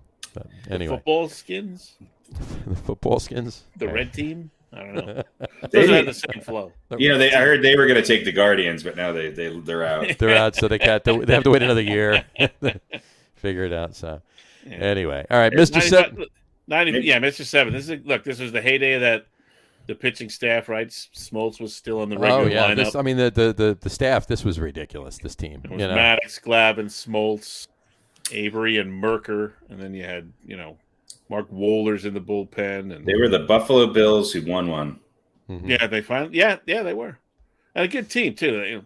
Great team. Lopez, Fred McGriff, Chipper Jones. Fred McGriff was an asshole. David Justice. Well, they were all assholes. They were the Braves, but they were a damn good team. Yeah, the pitching staff alone. But look, there's a lot. My list. I don't know if I had any team that didn't win a World Series on here, just because some of these teams were great, but they just. I think in baseball, especially, if you're going to go down as one of the top teams in a 2-decade span. Winning don't World know. Series helps do that. I kind of agree. Here's my point: is that there's other Braves teams that were better in my book than the Expos or the Cleveland Indians or the other teams that didn't win World Series that are on this list. To me, Gotcha. And I just think they ran into buzzsaws in either the World Series or mostly in the World Series. So why don't we look at it like this? Those two teams that were on this list that did not win World Series were actually both in those two ties. So if we use them as special mentions, you have a top 10 list of teams that won the World Series. Yeah, with the Orioles being number 9 and the 83 Orioles and the 91 Twins being number 8. So, there you go. There you go. You can look at but it. I also kind of look at it as like with the way the playoffs are now, I guess, where you can have a great team, right, or a really good team that loses that one game playoff. Doesn't. Yeah, but that didn't exist. Right, no, but that's from what I'm 80 to saying. 99. Yeah. No. You can have one of these great teams that they lose a couple games and they don't win the World Series. Yeah, and let's hope that doesn't continue. But yeah, you're absolutely right. So that sort of factors. Maybe obviously a little bit more heavily into Current teams. I hesitate to use the word rating system for myself. Right. But it's more like throw some darts. Exactly. Well, put up a bunch of good teams. Throw up 15 good teams up on the wall and throw darts, and the first 10 you hit go up on the list. Exactly. Well, I will say, whatchamacallit, that the Larry was also on this team. So, Larry. Yeah. Mr. Jones. Yeah. Larry Jones. So. Larry Jones. Yeah. And he named his daughter Shay, I believe, or his son Shay, or he named his one of his kids. I think so. Yeah, Shay. Yeah, because both of them maybe they were twins, right? Shay and Shay. Shay and Shay. Shay 1 and Shay 2. Shay boy and Shay girl. There you go. Anyway, all right, Mr. 7 tonight, the 1995 Atlanta Braves. All right, moving on to number 6, we have the 1993 Blue Jays, Toronto Blue Jays. Both Blue Jays teams are on this list because they have to be, because it was, like I said, the same. Like we said, basically same team, and they were just crazy good. They went, like we said before, 95 and 67. They one game shy of the year before's total, first place in the AL East. And they beat the White Sox in 6 games in the ALCS to get to the World Series. And, of course, who did they beat in the World Series? Anyone? It's the Phillies, right? Anyone? The Phillies, yep. They beat the Phillies in the World Series. That would be correct. But, yeah, same thing. Yeah, John Olerud on the squad, Robbie Alomar, Joe Carter, Paul Molitor. Oh, the Joe Carter, one of the most epic World Series moments in the history of the game. Oh, yeah. Mitch, Williams, was it? I believe so, yeah. And then Ricky Henderson joined. Ricky Henderson was on the team halfway through at the trade deadline, and he was on. He came in as the leadoff hitter. And an aging Paul Molitor. Yeah. There you go. So, just a veteran. He likes to be referred to as a veteran. Veteran Paul Molitor. Veteran leadership. Yeah, this was really what they have. Amongst their general starters, they had 3 guys under 30. Mm-hmm. Yeah. Yeah, they were almost as good as the 96 Yankees. They were shut out only once that year. Yeah. On June 30th by Fernando Valenzuela, actually. In the entire 162 games, they were only shut out once. So was that Valenzuela's? No, that was his big first half. That was earlier than 93, right? That was 80. Yeah, okay, that's early 80s. Yeah, that's what I thought. So, this was his swan song. This was he was in the twilight at that point. So. So number 6, the 1993 Toronto Blue Jays. Moving on to number 5, we get the top half of the list here. The 95. Number 13 from 95. Exactly. The 13 from 95. No, actually it's not. Number 5 is the 1999 New York Yankees. The New York Yankees in 1999 went 98 and 64, first place in the AL East. They defeated the Boston Red Sox. I'm sorry, they were 4 games ahead of the Boston Red Sox in the division that year, and of course they defeated the Atlanta Braves once again in 4 games. Swept them right out of there to win their 25th World Series title at that point. The 1999 New York Yankees. How about it? Great team. I mean, if it wasn't for the 98 team, I mean, I struggled with where this, team I think I had them at number 4. But I think, the 96, the 99, the 98, I mean, any of these Yankee teams you could have put on here. They did change a little bit, but that run that they had was pretty amazing. Yes, and they blew through some good teams this year. They did. It was a good season. It was a good season. And they repeated. So I mean, I think any team that can win consecutive championships in any sport, you have to weigh that, I think, a little bit more. And I think they won one right after this too, didn't they? They did. They did. Yeah. Well, no, they didn't win one after the. Oh, they won one more after this. That's right. They won one more after this. Well, no, they won. Well, they won 2 more after this, but they won one. Yeah. Right after this. Right after this. Should have been 2. They won another 2 after this, but yeah. It could have been another one, yeah, but we won't talk about that. We had, and we did actually last week, so we'll leave it at that. We'll talk about it, just not right now. Oh, by the way, Aaron Judge pinch hit for Florio and struck out. There you go. Fantastic. That was so brilliant that they didn't start him. They waited until the 5th to bring him in. Number 5 tonight in the 1999 New York Yankees. All right, moving on to number 4. Now we're getting to the beef of things. Number 4 is the 1989 Oakland Athletics, the 1989 Oakland A's.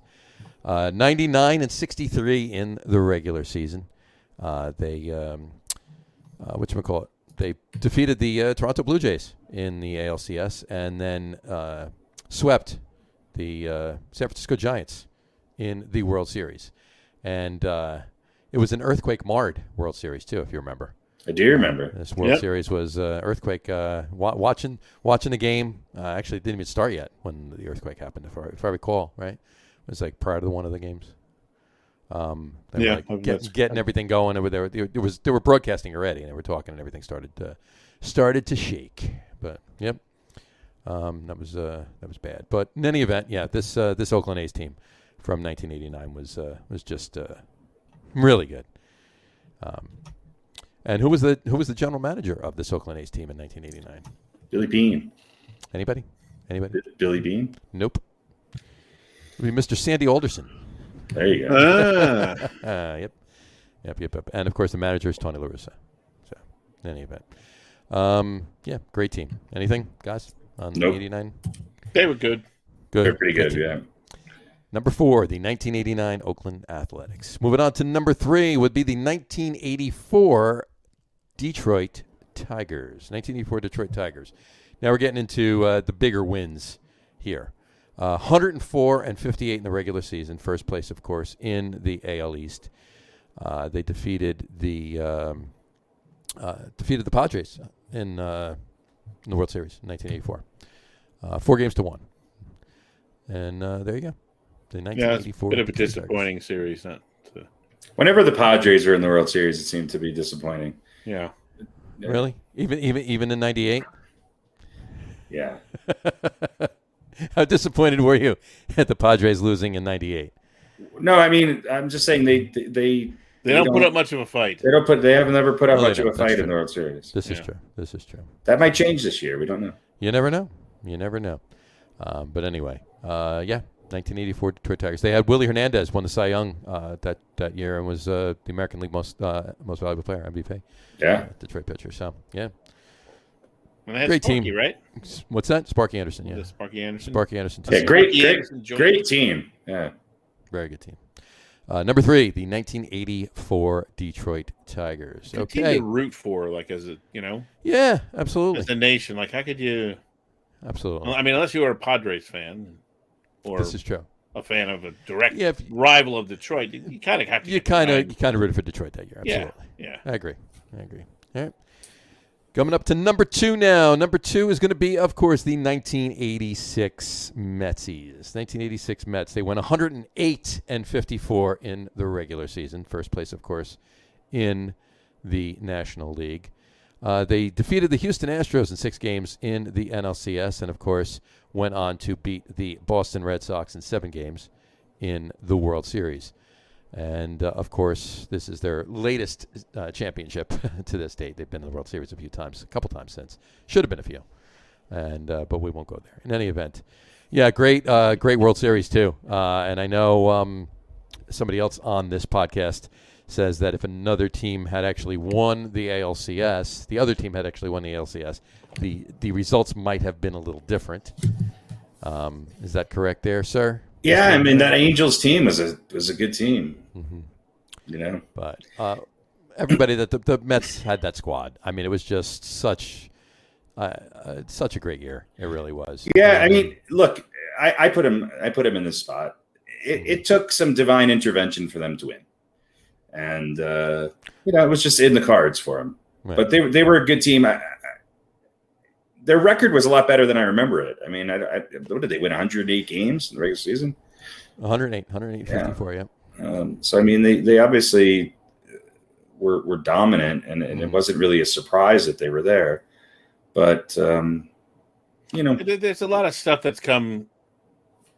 I mean, there was some craziness about that season and a couple of the following few seasons, but and of course things that have come out with the players since then that sort of overshadows just how really phenomenal that team was. It really was. Well, they were not only a great team, but they had this star quality to the players.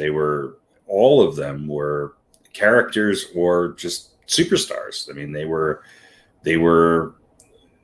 I think probably for the first time in a long time, they were more of a star-studded team. Sure. And had more marketing appeal and cachet in New York than the Yankees did.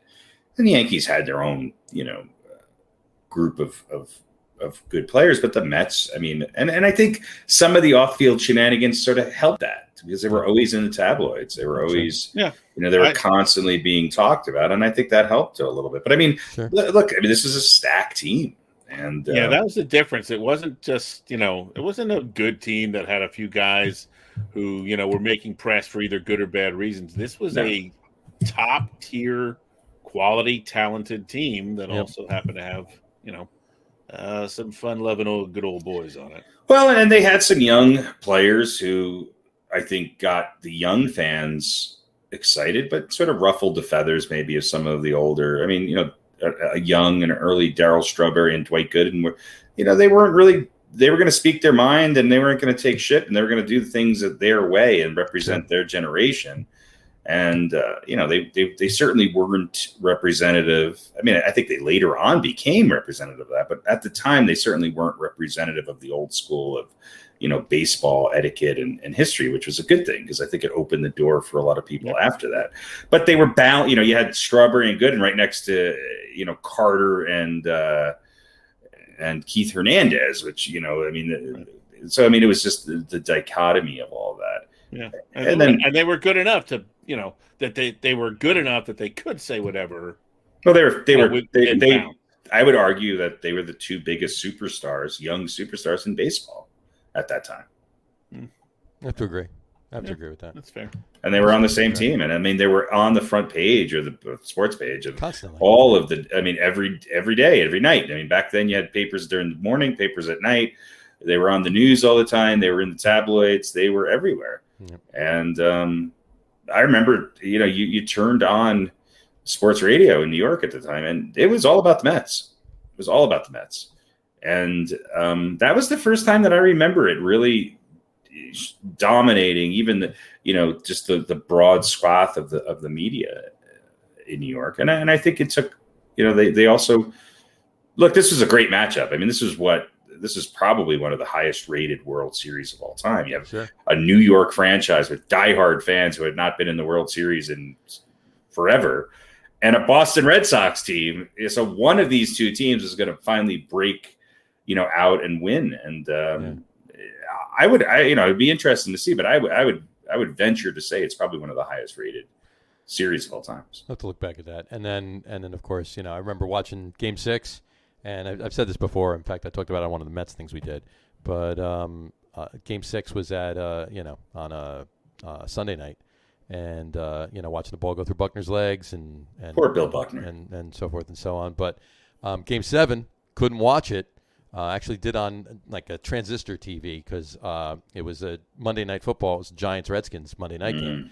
And I was at the stadium watching the Giant game. But we all of us in the stands, we all had, the portable TVs, the tiny ones, whatever. And listening, so we're watching the football game, looking at the Mets game, watching a football game, looking at the World Series, going back and forth. They stopped play when the Mets won. They stopped play on the field at Giant Stadium. It was the middle of the third quarter to announce the Mets were world champs, and the crowd went nuts. Well, I mean, it was, and that was also was that the season after or the season that the Giants went on? That was the season the Giants went on to win the Super Bowl too. So I mean, it was the Rangers. Didn't the Rangers win that year too?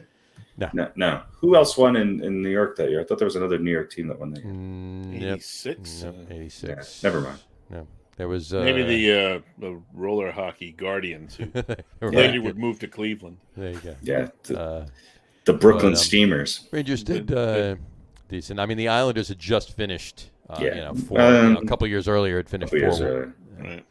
But yeah.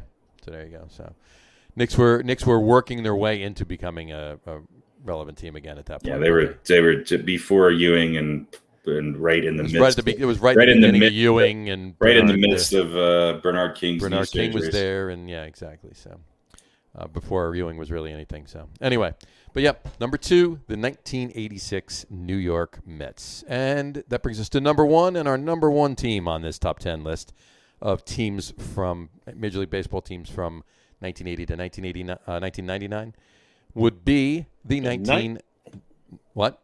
So I was going to say the 1981 Texas Rangers. There you go. Now, the 1998 New York Yankees. 1998 New York Yankees. This team went 114 and 48 in the regular season. Just insane winning that year. First place, obviously, in the American League East. They defeated that was a record that would stand, for 3 years until the Mariners won 116 games in 2001.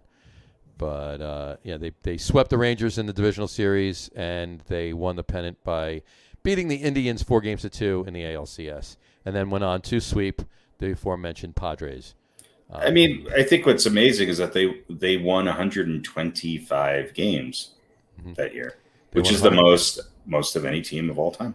They won a total of 125 games and 50 losses total for the entire year. Think about that. Including the postseason. 125 and 50. 125 and 50. That's those are some crazy numbers, that's for sure. Absolutely. But this Yankees team was definitely by far, of all of the Yankees teams, the 96 team, the 99 team, the 2000 team, even the 01 and 03 teams, this year, the 98 year was insane for them. Many would argue, and I would tend to probably agree, that it's not only probably the best Yankee team of all time, it might be the best baseball team. Baseball team of all time. And I mean, it's hard to compare, but even some of the old timers who were still around, back in the day, they would even say, yeah, this team is the best Yankee team of all time. Yep. And they were just dominant. And they were so good it was boring. Well, they just won and won and won. I mean, I have a lot of respect for them, but I don't know. They were too good. They were too good. They are in rankings that were done in 2014 and 2016. They were considered to be the 4th or 5th greatest team in baseball history. Yeah. But they were ratings done back then. So I mean, I don't know what changed now, but and I don't know how the rankings were done. Just reading. I would imagine that would be the main difference now is different statistics. And I mean, they statistically they're the best team of all time. I mean, you could argue realistically. I mean, it's hard to compare them against even some of the other Yankees teams from the 20s and then obviously the 50s, and you have other teams in there, the Brooklyn Dodgers and some of the the teams that beat some of those great teams back in the in-between seasons as well. You talk about the Cincinnati Reds of the Big Red Machine. You talk about even teams like the Pittsburgh Pirates, and I mean there's always an argument to be made, but they won 120. I'm not, the way I look at it is, would the Cincinnati Reds have won? They didn't win as many games in the regular season, but would they have won 125 if given the opportunity to play in the current playoff system or the playoff system of the late 90s? Would they have won all of those games? I don't know. They were always in battles to get through, the pennant. So There was a lot of other good, like really the teams that they were playing against were, and I'm not going to say that the competition that the Yankees had, especially the '98 Yankees, was bad by any means. I mean, they did sweep 2 of the 3 teams they faced in the playoffs, but but the competition that the Reds were facing back then in the '70s was just that much better. Yeah, to some degree, I don't necessarily agree with that because look, you're looking at these 90, 98 Yankees teams, and look on this list, we have all these teams that are surrounding them. Not that far off from this. So yeah, I think that the league was certainly added some teams, and there were some bottom dwellers, but there was always bottom dwellers. There was always teams that people beat up on. The Cincinnati Reds played in the National League then. How good was the National League East in the 70s? Right.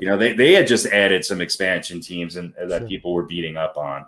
So I don't know. It's kind of a moot point. It doesn't really matter, but I think it was a no-brainer. I'm not disagreeing with you by any means. I'm just saying that, but it took a lot for them to do it. And you're right. 125 games is a feat that, and this was done, but what makes them stand out, and the only other teams that I think you could compare them to are other Yankee teams, is that they did this in the midst of winning 4 World Series in 5 years. Am I correct in that?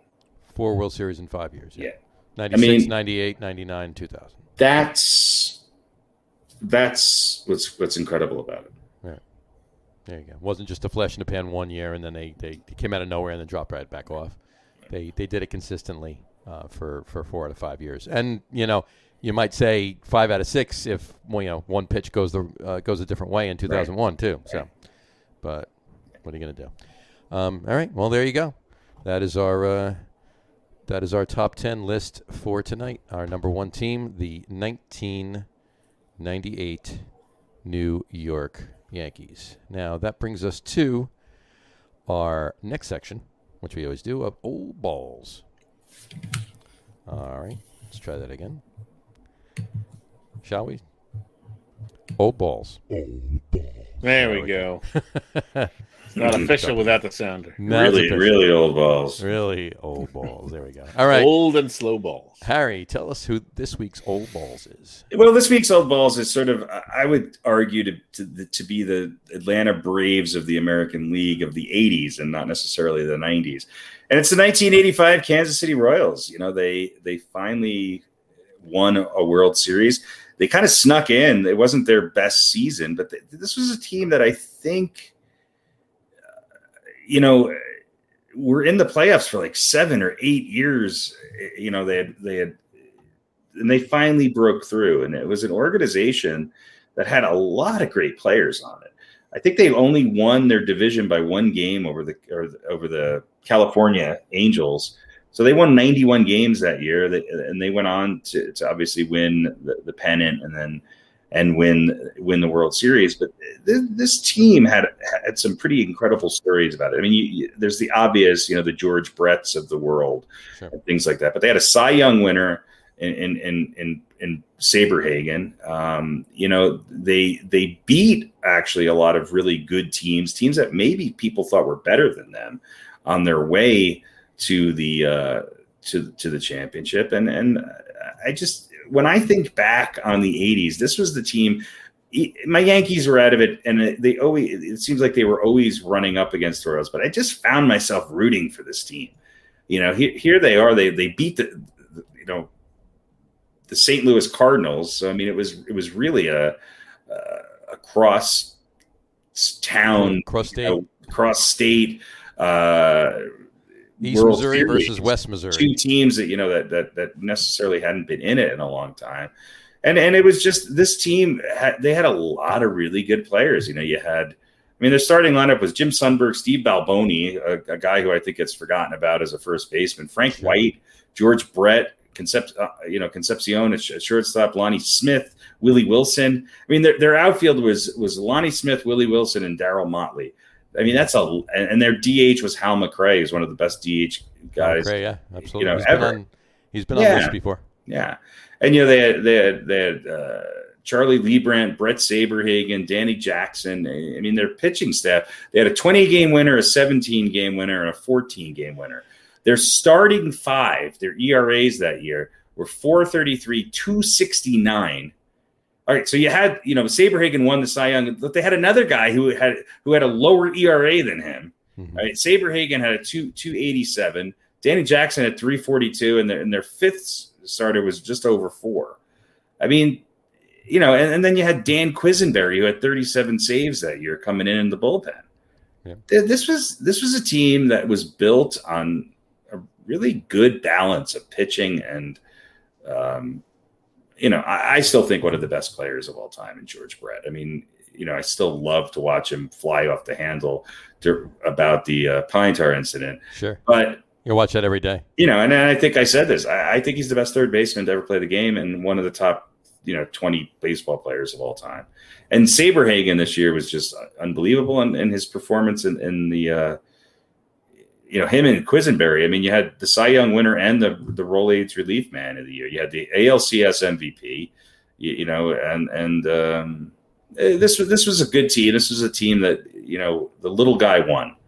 And I don't know. I think they probably could have maybe won a couple more championships in that era.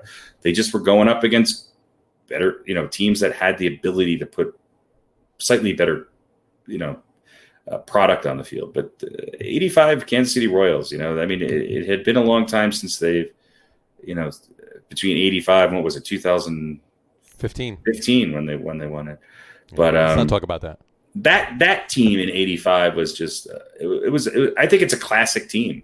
And if you look at some of the teams that were on our list in the Tigers of 84 and the Twins of 91, if you stack this team up against them, they didn't have the regular season record that a lot of these guys did, but they were a really, really good team. Yeah, they were. Plus Willie Wilson. Who didn't want to see Willie Wilson win World Series? Plus Willie Wilson. There you go. Gotta say like that. Well, there you go. That's this week's Old Balls. Old Balls. All right. Well, there you have it. Should we move on to our water polo? Little water polo action? No, it's we got some NFL stuff to talk about. So let's do that, shall we? Sure. Why the hell not? There's somebody reported to camp, I heard. Somebody did report to camp. Yeah, it's right here. Number 1, Aaron Rodgers is back in Green Bay. He agreed to a new contract extension and showed up at training camp yesterday, man bun and all. And gave a hell of a press conference, apparently. Did he? Yeah. I did not watch it, actually, man. Did you? I did not watch it either. I was just reading some of the what did he say? About. He said there was a lot of, I'm going to paraphrase here. Please do. He said there was a lot of shit that went down. It wasn't a draft day thing. He felt like they were real quality players and good locker room guys who were lowballed or weren't offered contracts, weren't treated well on the way out the door. And he's not a fan of the way Green Bay management operates. He has asked in the past to be more involved in, I think, decisions that affected his job and really was never taken into consideration. So, and he did say that he did seriously consider retirement. He did consider retiring. It wasn't about money. It wasn't about Mr. Love, whose first name escapes me. He just doesn't. Julian. He's not happy with the way the organization is run, and he would have done things differently, and he wanted some say, and he didn't get it. Yeah, but he's back, and he's back. And it's his best chance to win a championship. Look, what's Green Bay 2, 3, 4 on the list of teams that odds to win a Super Bowl? Yeah. Yep. I don't see why. I don't see why they can't put it together this year. I mean, they've been right there 2 years in a row. This could be Milwaukee's year. You could see a Bucks, Brewers, and Packers championship this year. Could very well. It could very well. Absolutely. Stranger things have happened. But that's right. On a same related note, Packers wide receiver Devontae Adams said that he will not sign a new deal if it doesn't make him the NFL's highest paid wide receiver. So he will just play out his existing contract and go somewhere else. How many more years does he have in his contract? I think it's just 1. Yeah. I'm pretty sure it's just 1. I could be wrong. It might be 2, but I'm pretty sure it's just 1. But he won't sign a new deal that doesn't make him the NFL's highest paid wide receiver. So, and I did watch a little bit of press conference there. I mean, he has an argument. He said he says he's not being I'm paraphrasing and quoting a couple things too. He says he's not being a baby. He's not going to sit here. He says you wouldn't ask anybody else to go out there and take less money than they're worth for what they've put into their careers just to be able to work alongside somebody else. Well, to his point, who's name a receiver that's better than him right now? You can't really. You really can't. I mean, he's got a point. You know, and he's doing it in a system where you could argue there's a strong number 2 there, but he does it in a system where he has to create opportunities for himself. Yeah, he definitely does. He definitely. I mean, I don't know why Green Bay wouldn't A, listen to Rodgers, B, give him what he wants, and C, sign Devonta Adams and Rodgers for a couple more years. Exactly. Well, his job might get a little bit easier this year, Devonta Adams, because they drafted some good players. And they're bringing back Randall Cobb, so right. Which I don't know if that's a response to because I think he was one of the players that Aaron Rodgers named as a guy who was not treated well. Not treated well out the door, absolutely. So it seems like it's. But Randall Cobb's coming back because Randall Cobb's available to come back. Yes, but I'm saying it could. He could draw a little bit of attention. He's obviously not the same Randall Cobb. No, but maybe but he's going to draw a little bit of attention away from Devonta. Sure. Maybe he's Plexico Burress on the Giants. Maybe. Minus shooting himself in the foot. Well, if he catches the game-winning touchdown. That's what I mean. Was Plexico Burress lights out the best receiver even on that Giants team? No. He was the tallest, I think. He got open. He got open. It was the longest in-air pass I've ever sweated in my lifetime. I was like, please fucking catch this. And why did you throw it so high? Will it please come down and into his hands? He definitely threw that pretty damn high. That's for sure. The pass just prior to David Tyree was shorter than right. I was just like, holy shit! The fade pass to Blacks. Yeah. But, all right. So good luck, Green Bay. Good luck, Green Bay. Good luck. Giants are releasing word on the street anyway. A new album. Releasing a new album. Double album. Yes, it's a half live, half retrospective. Yeah. But in any event, no, they're releasing tight end Kelvin Benjamin. Well, that makes sense. They've got 12 tight ends now. Well, apparently the reason they're releasing tight end Kelvin Benjamin, and I actually got the report right here. Hold on one second. They expect to release. Hold on, where is it? They expect to release Kelvin Benjamin because he allegedly had words with Joe Judge and Dave Gettleman, and then stormed off the field after a heated conversation with both of them.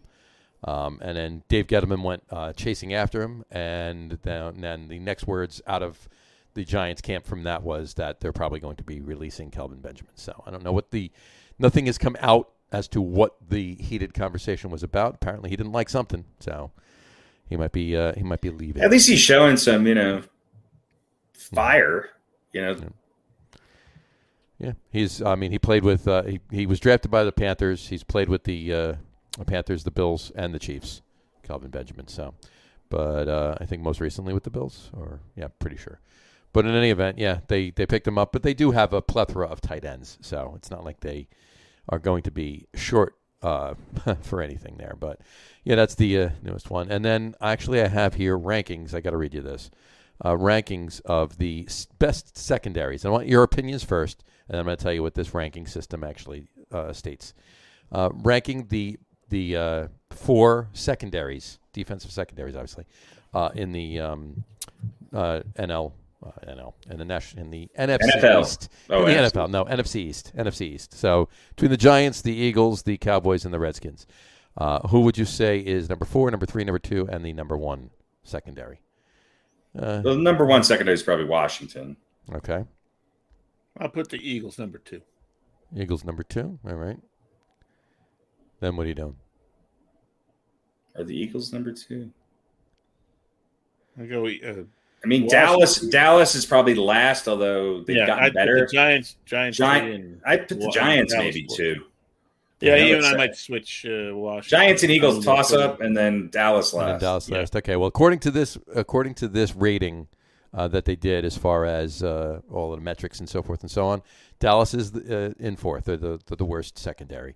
The Eagles are number 3. Washington's number 2. Giants are number 1, according to this. What's the criteria? Which we call it. They're Pro Football Focus. They ranked them number 7 in the NFL, which puts them number 1 in the NFC East. That's the top mark. On paper, the Giants have they've improved in that area. Between James Bradbury, they still got Logan Ryan. You got Jabbar Peppers. You got Xavier McKinney. You got Julian Love, and whatchamacallit, you have and they just signed Everson Walls to. They just signed Everson Walls, absolutely, and Mark. Mark. Yeah, really. No, Adoree Jackson. They have Adoree Jackson as well as an outside cornerback. So they do have. I don't think they're as good. I mean, they have to prove it based on last year's performance and changes. I mean, Washington didn't lose anybody significant in their secondary, did they? Washington, not that I know of. I mean, they were a good secondary last year. Washington's defense was pretty impressive. Yeah. I mean, we'll see. We'll see. I'll give you a quick run. If the Giants live up to a top 7 defensive secondary, doesn't a defensive secondary? Don't you have to have a defensive line to have a good defensive secondary? Yeah. That's my take. That's the differentiator to me, is that Washington just has a better overall defense. The Giants have a lot more question marks on the defensive line. Right. Well, the defensive line, just to go a little further, position by position rankings according to Pro Football Focus as well. The defensive line, the Giants are in 3rd.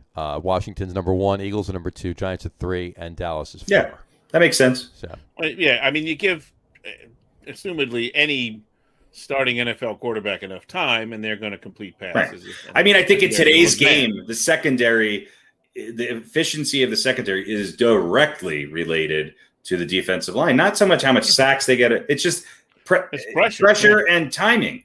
Right. Because with today's rules, 1 second differentiation in the amount of time a quarterback has to pass the ball, and one more second for the receiver to get separation against the defensive backs. That's a world of difference. Absolutely. And so I think the Giants maybe have a better secondary on paper, but Washington's defense has been playing together at a higher rate longer. And I think that's the differentiator. But the Giants have made some moves on the defensive line. So they have. So we'll see what happens. Pressure on the quarterback, though. It's going to pick your secondary apart. And Dallas is obviously the worst. Yeah, I'll give you a quick rundown of position by position on the offensive side. We'll do the offensive line first. Dallas number 1, Washington 2, Eagles 3, Giants last. The Giants have big question marks. Yeah. I mean, you just say this for the last 5, 6, 7 years. Sure, absolutely, at least. Yeah. Tight end, Eagles number 1, Giants 2. Giants have moved up a lot, but a lot of that I think depends on an aging Kyle Rudolph, and what Evan Ingram can do in a new slot receiver-esque tight end role. Did you see who was the highest rated rookie on Madden? The highest rookie rating of all time was Kyle Pitts. And the Giants passed on Kyle Pitts. They passed on Kyle Pitts. Yeah, I mean, imagine if the Giants had Pitts, Rudolph, and Ingram. They wouldn't need any receivers. Well, they still need somebody to throw to him, though. True. And an offensive line. Some time. Although it's tight end, so they won't be as far down the field. Running backs, what do you? I'll ask you. What do you think? Well, Dallas is number 1. Yeah, Dallas is number 1. They're on paper, the Giants probably number 2, but that's a big question mark. Yeah. Giants, Dallas number 1, Giants number 2, Washington 3, Eagles 4. Yeah, that makes sense. Wide receivers, Dallas 1, Washington 2, Giants 3, Eagles 4, same. And I think this is an opportunity. I think the Giants could move up to number 2 or maybe even number 1 in this position. I honestly, to be honest with you, with the talent they have right now at wide receiver, I don't understand why they're at 3. Well, it's because I'm not going to say 1. It's the same comment with the defensive line. It has everything to do with the offensive line. Yeah. Well. But if you're just rating your wide receivers and not what they're going to be able to do based on your offensive line, the Giants are number 2 or 3. Yeah. Also, I think it has to do with how many of these starters are rookies. Right, that's it. And Dallas is only one. I mean, only one. I mean, Darius Toney's the only one. They signed some veterans. The Giants. The Giants, they do. I mean, overall, you got Kenny Golladay is not by far not a rookie. And then everybody else that's been on the Giants, obviously. I mean, so who's the Giants' top starting 3 wide receivers if they started 3? I would say Galladay, Slayton, and Shepard. I mean, to me, that's better than Washington and Philly. And Dallas a run for its money. Yeah, and that's not even including Kadarius Toney either. Right. Whatever he can. Yeah, that's what I mean. You can't say he's Well, you can't. You Yeah, can't rank him as a obviously, receiver because he hasn't played yet. right. But even without him in the mix, Right. I think the Giants I think that's the position they made the biggest improvement in. Right. I agree. Yeah. I agree. And it's veteran players that have proven themselves, Absolutely. which surprises me. But And I'll give the last one I'll do here is the Harry's favorite position. That would be quarterback. Quick. What do you think? well, Dallas is going to be number 1. Mm-hmm. Philly 2, Washington 3, Giants 4. No, Dallas 1, Washington 2, Giants 3, Eagles 4. Well, the Eagles have no one, but I'd still put them ahead of Daniel Jones. Who's their quarterback? Hurts. Jamal. Hurts. Oh, yeah. What's his first name? Somewhat a J. Jadaria? No. Jamal. Jamal. No, it's not Jamal. Jared Hurts. Jared. Hurts.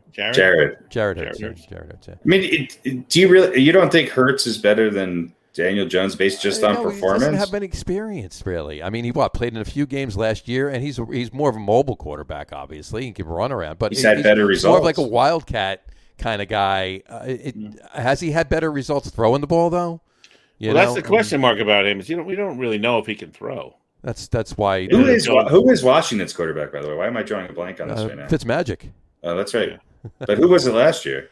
It was what's his face? Alex Smith. But after he got hurt, who was the young guy? I forget what is his name. Who actually played pretty well. He did, yeah. I mean, That's what I was thinking of. I knew it was. I'm Alex assuming Smith. he's still on the team. I'm assuming he's still on the team. That kid, but obviously he's not going to play over Ryan Didn't they Fitzpatrick. almost win a playoff game with the Wow, They almost did. The NFC East is really the National League East of baseball, football. It's. I mean, yeah. I mean, Dak's That's what you're saying. You don't have to follow that up with an explanation. You could just stop right there and you're good. When Dak Prescott is not, he is the equivalent of what's his name on the Mets as a pitcher to a quarterback, just above everybody else. Right. And he's not even as good as he's not even as good a quarterback as DeGrom is a pitcher. As DeGrom is, yeah. Right. But everybody else underneath it is just when. Fitzmagic is your Max Scherzer, right? And then everybody else is like, who the fuck knows? Right. Yeah. Oh yeah. All right. Moving on to Jets camp for RadioPete. There, Zach Wilson is no show for Jets training camp because he's in a contract battle. They're trying to work out all the particulars, That's pretty finals. common. Yeah, they'll get it worked out. I'm sure they will get it worked out. It's not like he's going anywhere, but the fact that he wasn't there for the first couple of days of training camp is a little odd. He has no other quarterbacks there, so what are they doing without him? He missed training camp, and he was still sacked 4 times yesterday. He's the savior of the franchise. We'll cut him a little bit of slack. He's the savior for now. Until 3 years from now, we're railing against him, and he's desperate to go to Cincinnati. Listen, if that happens and he doesn't pan out, then we will destroy him for not showing up. Mm-hmm. So anyway, but so there's that. You wanted to bring up Harry. You wanted to bring up this issue with. Wait!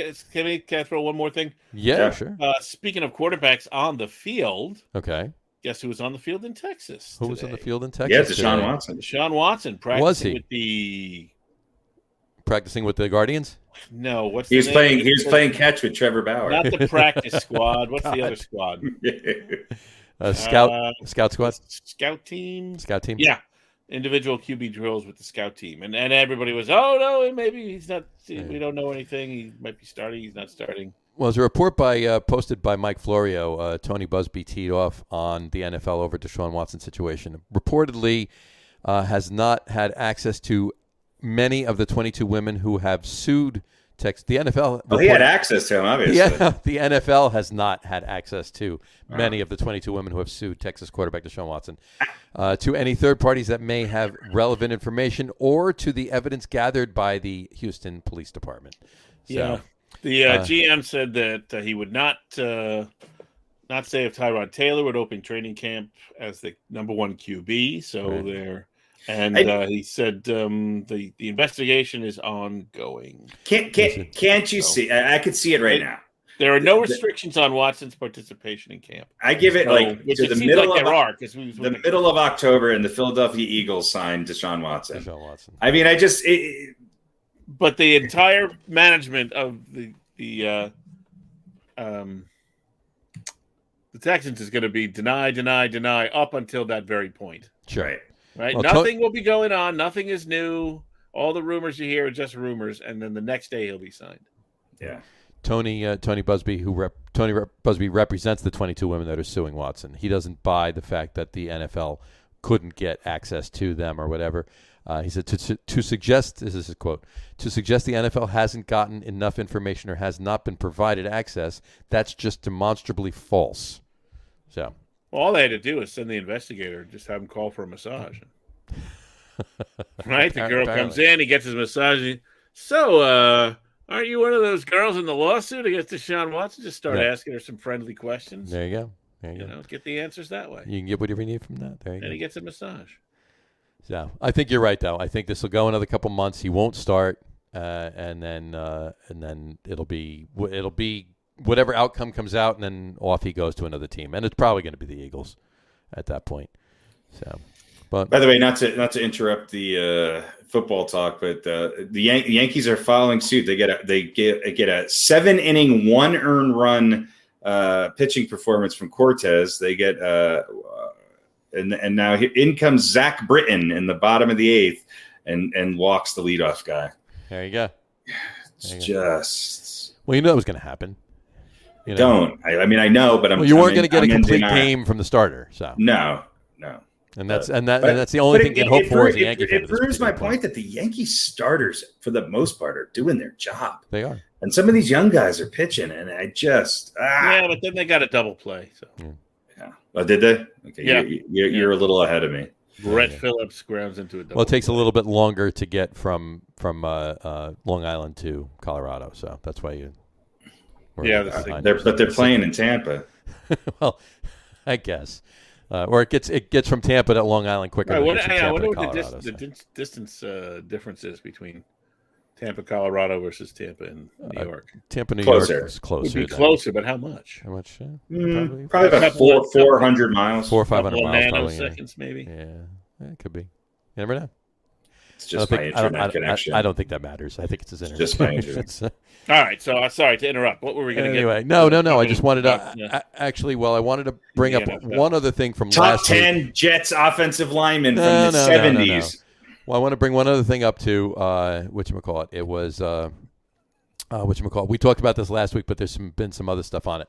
Harry, were you aware of what ESPN2 is going to be doing on Monday Night Football this year? They're going to put Booger McFarland in a box and shoot him into outer space. Shoot him in outer space, yeah. Now, the regular broadcast of Monday Night Football will be on ESPN, but ESPN2 will have a separate broadcast, and it's going to be hosted by Peyton and Eli Manning. Oh, yeah. Yep. And then right now they're actually looking for third person. They're looking for a third person right now. And I'll do it. Guess who one of the leads in that is? Bill Burr. No, and it's Adam Schefter actually. Adam Schefter's. Well, somebody, I feel like it'd take Eli and Peyton 25 minutes to get a point across. Well, what they're doing is actually the two of them it's going to be a different kind of viewing. It's a cooking show. So yeah, it's going to Peyton and Eli will bring a different approach. It's a home remodeling show. Pretty much. It's a long nationwide infomercial. It's a very long nationwide infomercial. Yeah. This is a quote. Peyton and Eli will bring a different approach, delving into conversation about broader, big picture topics while also honing in on the game, much like fans do while watching the game with their family and friends. So it's going to be like that, and there's going to be multiple boxes, multiple views, so you can still see the game while looking at Peyton and Eli and whoever else is there. Two of them sitting on a couch with a bowl of popcorn between them. Pretty much. I'm not sure that's exactly what's going to happen. Let you in on a little surprising secret. I will never ever watch a minute of it. You sure about that? You're Yes. not even curious. Unless I can somehow, is Booger McFarland still going to be on the? Who knows? Because if they cut to Booger McFarland, then I will immediately, if I could sync it up, or I could just mute him and have Eli and Peyton. Sync it up so you can watch Eli and Peyton whenever Booger's on, and then switch No back over offense to Booger, but oh my god, I he's think just horrible. Well, at least he's not in that. At least he's not in that card on the sideline going back and forth anymore. So. Oh, that's he was better when they had him up at that nosebleed seat. They just shut his mic off. It'd be even... well, it'll be an interesting experiment. Will it be worse or better than the? And I love the guy Tony Kornheiser and Dennis Miller in the booth. I don't know. Dennis Miller in the booth was kind of funny. He was good. It got old after a little while. Got old after a couple of games, but yeah, he was good. Back before he really went off the deep end. Yeah, it would definitely be better than the Rush Limbaugh experiment. That's for sure. Oh yeah, less racist too. Yeah. Well, hopefully, hopefully Peyton doesn't get too many in him. We may find out some things about Peyton and Eli that we didn't want to know. I don't know if they're going to be pounding. I think Peyton still lives here in the suburbs of Denver. I mean, I believe I'm pretty sure he still does because Eli still lives in Jersey. Eli lives in he shows up, wearing the weirdest, dad outfits to basketball. I think his son or daughter or somebody's playing sports. I don't know. He shows up every once in a while. See, here's what would make this really great. Remember, I think they've done this, not this past season, but remember I assume it was ESPN or whoever. They built like a glass room and they had two guys that went into it and they watched every Major League Baseball game for the whole season. Yes, I remember that. That's sort of what they should do. I don't think they should lock the Manning brothers in there but they should have a ground floor glass living room where they're going to watch the games and people could walk by on the street. And I don't know. And that to me, that would make it slightly more interesting. It'd be interesting. It certainly would be. Yeah. Harry, you wanted to talk about the issue with the vaccines. With the NFL, look, I don't want to get political because it shouldn't be. No need to get political. It's not political. This isn't anything to do with politics. I just have a question. How are not all NFL players vaccinated? This just baffles me. Why are all baseball players still not vaccinated? I understand that all NFL personnel that aren't players that are not in the players union have to be vaccinated. In fact, some people have been fired or quit because of their denial to get a vaccine. Mm-hmm. And yet you have Leonard Fournette who needs more information. I'm like, what were you doing for the last 16 months? Look, I understand some people don't agree with me on this. And quite honestly, to all of the people who aren't getting the fucking vaccine, get the fucking vaccine. Well, the NFL is going to wind up being right back in the situation where you're going to have 7, 8, 9, 10 guys not being able to play for 2 weeks because of COVID. And there's just absolutely no reason for this. It just baffles me. Didn't, in fact, the CDC just release new guidelines? Or we're going to be vaccinated people. Put the mask back on, right? Be wearing a mask again. Vaccinated people even wearing a mask indoors. Is it everybody or just unvaccinated people? No, vaccinated people, even everybody wearing a mask. So my question is the NFL going to now adopt those guidelines? They don't wear. I mean, sports people wearing masks is absolutely ridiculous because every coach that wears it takes it down to yell. I agree, but there are times when they pull it back up, right? Look at the Olympics. Everybody's wearing these really cool, futuristic masks at the Olympics. I don't know, but it's just we're never going to get past this if we don't get. Look, we live in America where people are free, and we beat the virus. We all know that. And so we didn't. But how did we beat measles and smallpox? I'm being facetious. He's being facetious. So we don't need to wear a mask anymore. And these are the most privileged people on the planet. That's my point. And so of and course they're live by their own rules. And they're role models to a lot of people who have hesitation for legitimate reasons of not getting the vaccine based on history. And I understand all of that. But at some point, you have to stand up and just say, and whatever it takes. I mean, Sarah Huckabee Sanders got it the other day and called it the Trump vaccine. Whatever it takes, do it. There's or else we're never going to get back to a sense. There's no one to stand up to them, though. The league is not going to stand up to it because it's run by a guy who works for the owners. The owners aren't going to stand up to them because they don't want to piss off the players. No. But they don't have to get it. But the poor guy, the guy working the concession stand is going to lose his job unless he's vaxxed and masked. And the only thing that's going to change people's mind is potentially these variants, like we're seeing now. We're going to have a season canceled again. The Delta variant or whatever it is, and the people that are unvaccinated are going to start getting sick. It's already happening. Well, of course it is. Hospitals are filling up, and people are dying. Well, that's why the masking is being recalled. So when this happens to half a dozen NFL players, we're not even at 60% of NFL players with 2 vaccines. We're below 80 with them who have 1. Yeah. I mean, can't they get together and get to the? I mean, I guess they are leading the general population as far as percentage wise, but if it's a matter of availability, then that baffles my mind. But it's not. It's absolutely not. I'm at the point now where I want to go up and ask for a third. Just Well, we're all going to be getting that, by the way. Months, so they're talking about getting that, by the way. 3 to 6 months. We're probably going to have a booster. We're probably just going to. Amazon's probably just going to send him to our house. We're just going to do it weekly. I think the drone's going to shoot you up. When do we drink? Drone comes down, you hold your arm out, and it just lands. There you go, lands and shoots you. Done. Yeah. When do we drink the Negronis? That's what I want to know. I'm just curious. When do we drink Negronis? And whenever you want. You don't remember that, do you? It was an intro. Oh. It was Well, it was part of it was a bit on a show, and then it became an intro. So I said. Pete said we're probably going to have a drink, some drink twice a month, and you said it's a Negroni. That's fine. You wouldn't notice it. Put the vaccine in it. I'm fine. The vaccine in the Negroni and drink away. There you go. No. I'll. I don't know. It 6 a month. I think it's just So anyway, it's infuriating, and it really highlights the difference between us regular folks. Mm-hmm. Although I don't know if there's any,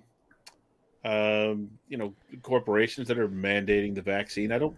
That's a lawsuit that nobody really wants to deal with. Yeah. Well, there's going to be one. Anybody that does mandate it, somebody somewhere is going to wind up filing a lawsuit. How can you do this? And I mean, look. I mean, these are guys, generally speaking, NFL players are guys with pretty deep pockets. Right. So. No.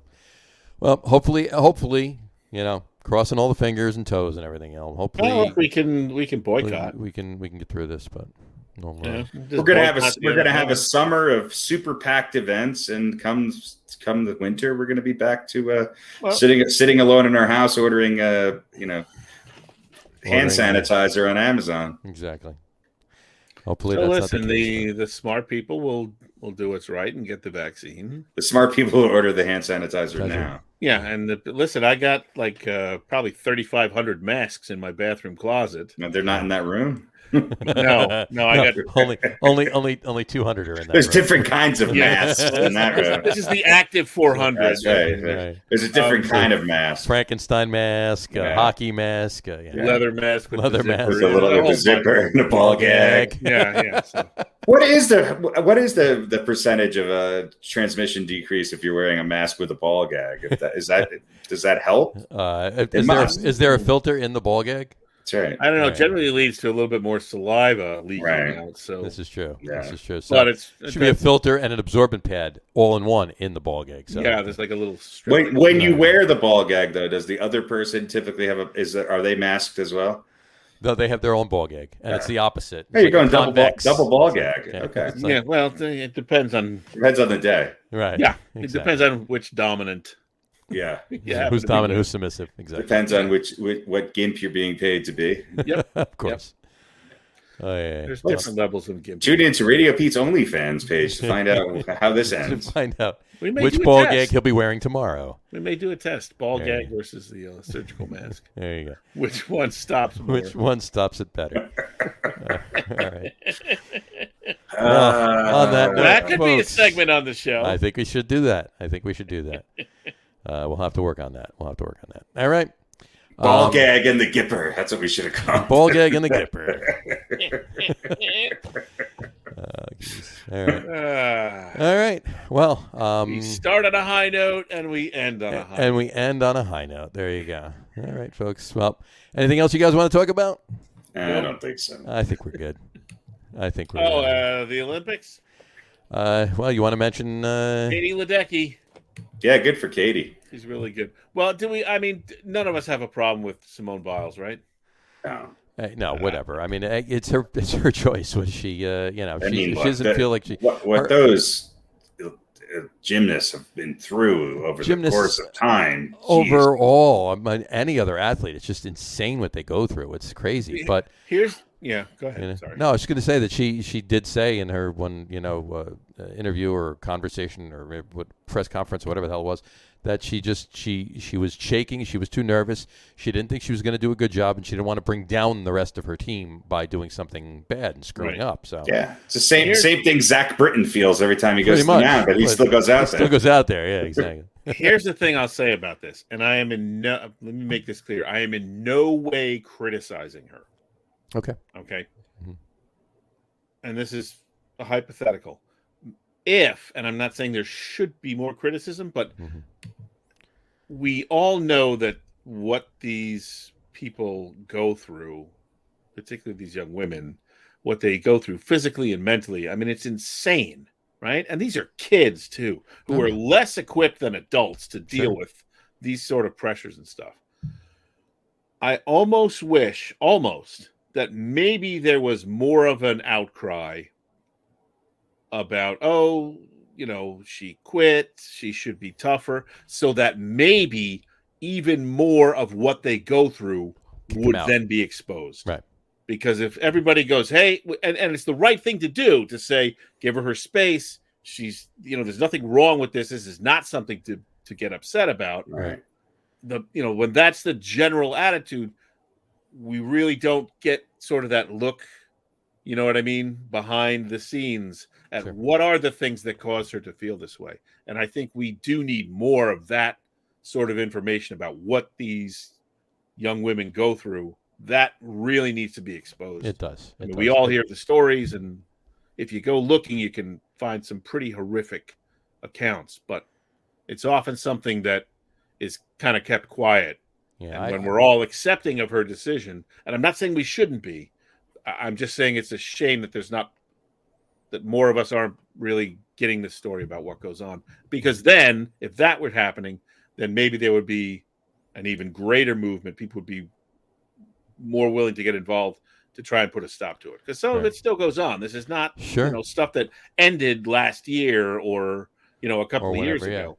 Well, it's part of the program. It's part of it is. I read what goes on that these girls go through, the sacrifices they make to be great. Oh yeah, I read something. I think it was yesterday, and they were referring to Simone Biles, but the whole Katie Strug thing when she hurt herself and she still went on to the other vault and everything else, and Bella Caroli apparently was basically trying to build her up. Just go, you got it, do it, and she was hurt. Yeah.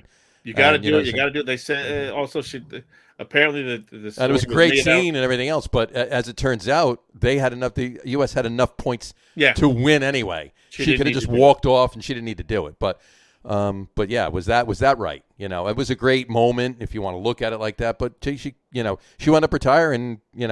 Not that she would have. I mean, what career does a gymnast have once they get into their 20s and everything else? But still, she probably could have gone another Olympics after that, and she didn't. So, but I guess that's kind of my point. We don't know the half of what they go through. Sure. Right. I think it goes for a lot of these athletes in sports. Look, the one thing I will say about the Olympics that I've always liked, and I think it's more true now than ever, is it does put the women in the spotlight, I think, ahead of the men. And maybe it's more of a U.S.-based bias, but we're talking about the U.S. women's Olympic gymnast team. We're talking about the U.S. softball team. We're talking about the U.S. women's basketball team and the U.S. women's soccer team and all of the other individual athletes because they're fantastic. They're amazing. Right. I mean, the fact that we had a 38 versus a 36-year-old starting pitching matchup between the U.S. and Japan in softball. I think it was a rematch of a 2008 Olympic game. And, look, you can be somewhat cynical as a fan of some of these sports and coming from the perspective of being a U.S. citizen. The world is catching up. Having said that, the U.S. still leads in medals. They're right behind Japan in golds. But we're starting to see our dominance in some of our sports, meaning softball, basketball, baseball even. We're starting to see our dominance slip a little bit. And I think we're going to see that play out in different ways. But we'll see. We'll see what happens. The U.S. women's basketball team had their closest game that they've ever had. The U.S. men's team's already lost to France. Mm-hmm. The U.S. softball team lost the gold medal. They got the silver. I don't think there's anything wrong with that. No. But what I'm saying is that I think we're starting to see a shift in a lot of – look, a lot of these sports start here, and the reason why they're in the Olympics is because of us. But I think this is a bigger precursor to what is going to start to happen in all of these major sports. And when you're seeing countries like Nigeria give the U.S. a run for their money in basketball, that's a sign that the rest of the world, without a lot of the advantages that we have here in the United States, the rest of the world is starting to really play well. And the Olympic Games are a little different than the conferences and leagues that we have here in the United States. Yep. But it's changing. And I think, unfortunately, the circumstances around these Olympics, the time that they're on, kind of knowing the results before you watch it at night, no fans there. I just think for whatever reason, the appeal of them or the sort of fanfare leading up to them has, for me, at least it's been diminished a little bit. Right. But there's some great stories in here. And look, do you have confidence that this U.S. men's basketball team is filled with some of the best players in the world is going to win a gold medal? No, I don't. But you know what? I don't care. Right. As much as I used to. Right. Like, to me, that's not a point of pride. And I have a whole thing with, using the pros anyway. That was a complete turnoff for me. Well, but everybody's using the pros. But I understand, but it didn't used to be that way. But anyway, that's a whole other argument. I mean, you go all the way back to Olympics. You couldn't be a pro athlete to compete. What was it? Why was names escaping me? Back in it was one of the Giants' first players in the 1925 season. Really, John? Doesn't matter. Yeah. Well, he was he was an Olympic athlete, but he was paid to play one game of baseball at some point or whatever. And they Jim Thorpe. Jim Thorpe. Yeah. And they pulled his Olympic medals. For that. No, but I mean, like they used to say, like right, we lost to the Russians in '72. Right, or the Russian hockey team was really these guys are a professional team. Right. They skate all year round. So what? Right. Like they're the ones that are scamming the system. We don't have to be like that. Right. And look, in '72 we were robbed by the refs anyway. But so that's always been kind of a turnoff. But I understand that's the way it is. Sure. And I just have one more thing. I don't really care whether the best basketball team wins or loses. I just have one more thing to say about the Olympics, and it's going to be really controversial. Enough with the fucking water polo. Holy shit. Yeah, unless it's a close game. Now, there is a game that needs to be shortened. That is just, I feel like that's a 6-hour match. Play to 5 and be done. It does seem to take a long time. But anyway, congratulations to the U.S. water polo team. Yes, I think won the other day. One final note: the players and teams that are under the what are they calling it? The representing the Russian Olympic Committee. They're not from Russia because they were banned because of the doping scandal. I guess Russia was banned. Right. So now, what sort of bullshit is that? Yeah. Whoever is in charge of the Olympics, grow a fucking pair and tell Russia, "Fuck off! You're cheaters, and you're not coming." Yeah, and while you're at it, get off this antiquated marijuana ban. Get Sha'Carri Richardson back in the Olympics, and maybe pay a little bit more attention to steroids and doping. Yeah, well, you're not going to win skateboarding. You're not going to win snowboarding unless you let the dopers in. Well, I mean, here's this country's not going to win. It's funny anyway, but it's true. Sha'Carri Richardson, is off the team for positive marijuana, but you got Megan Rapinoe pushing CBD. Right. So I'm not saying either is wrong. I'm saying they're both. It's ridiculous. I mean, if anything, if I'm the other sprinters in a race, thank God she's smoking a little weed. Well, it's not right. It's not in any way performance enhancing. No, it's and it's not used. It's going to make her sit on the sideline and eat a ring ding. Yes, I mean, wow, they're running. They run really fast. quick because there's a bag of Doritos at the end of the. It's not used during training or anything. It's stupid. Enough of this ridiculous. Russian Olympic Committee representation. Throw them the fuck out. Yeah. All right. There we go. See, we actually had a few minutes on the Olympics. We had a few minutes on the Olympics, absolutely. All right. Well, we're a well-rounded show. Well-rounded show. All right. Well, on that note, we'll wrap the show up for today. I want to thank everybody for watching. And for those of you just listening to the audio podcast, thanks for listening.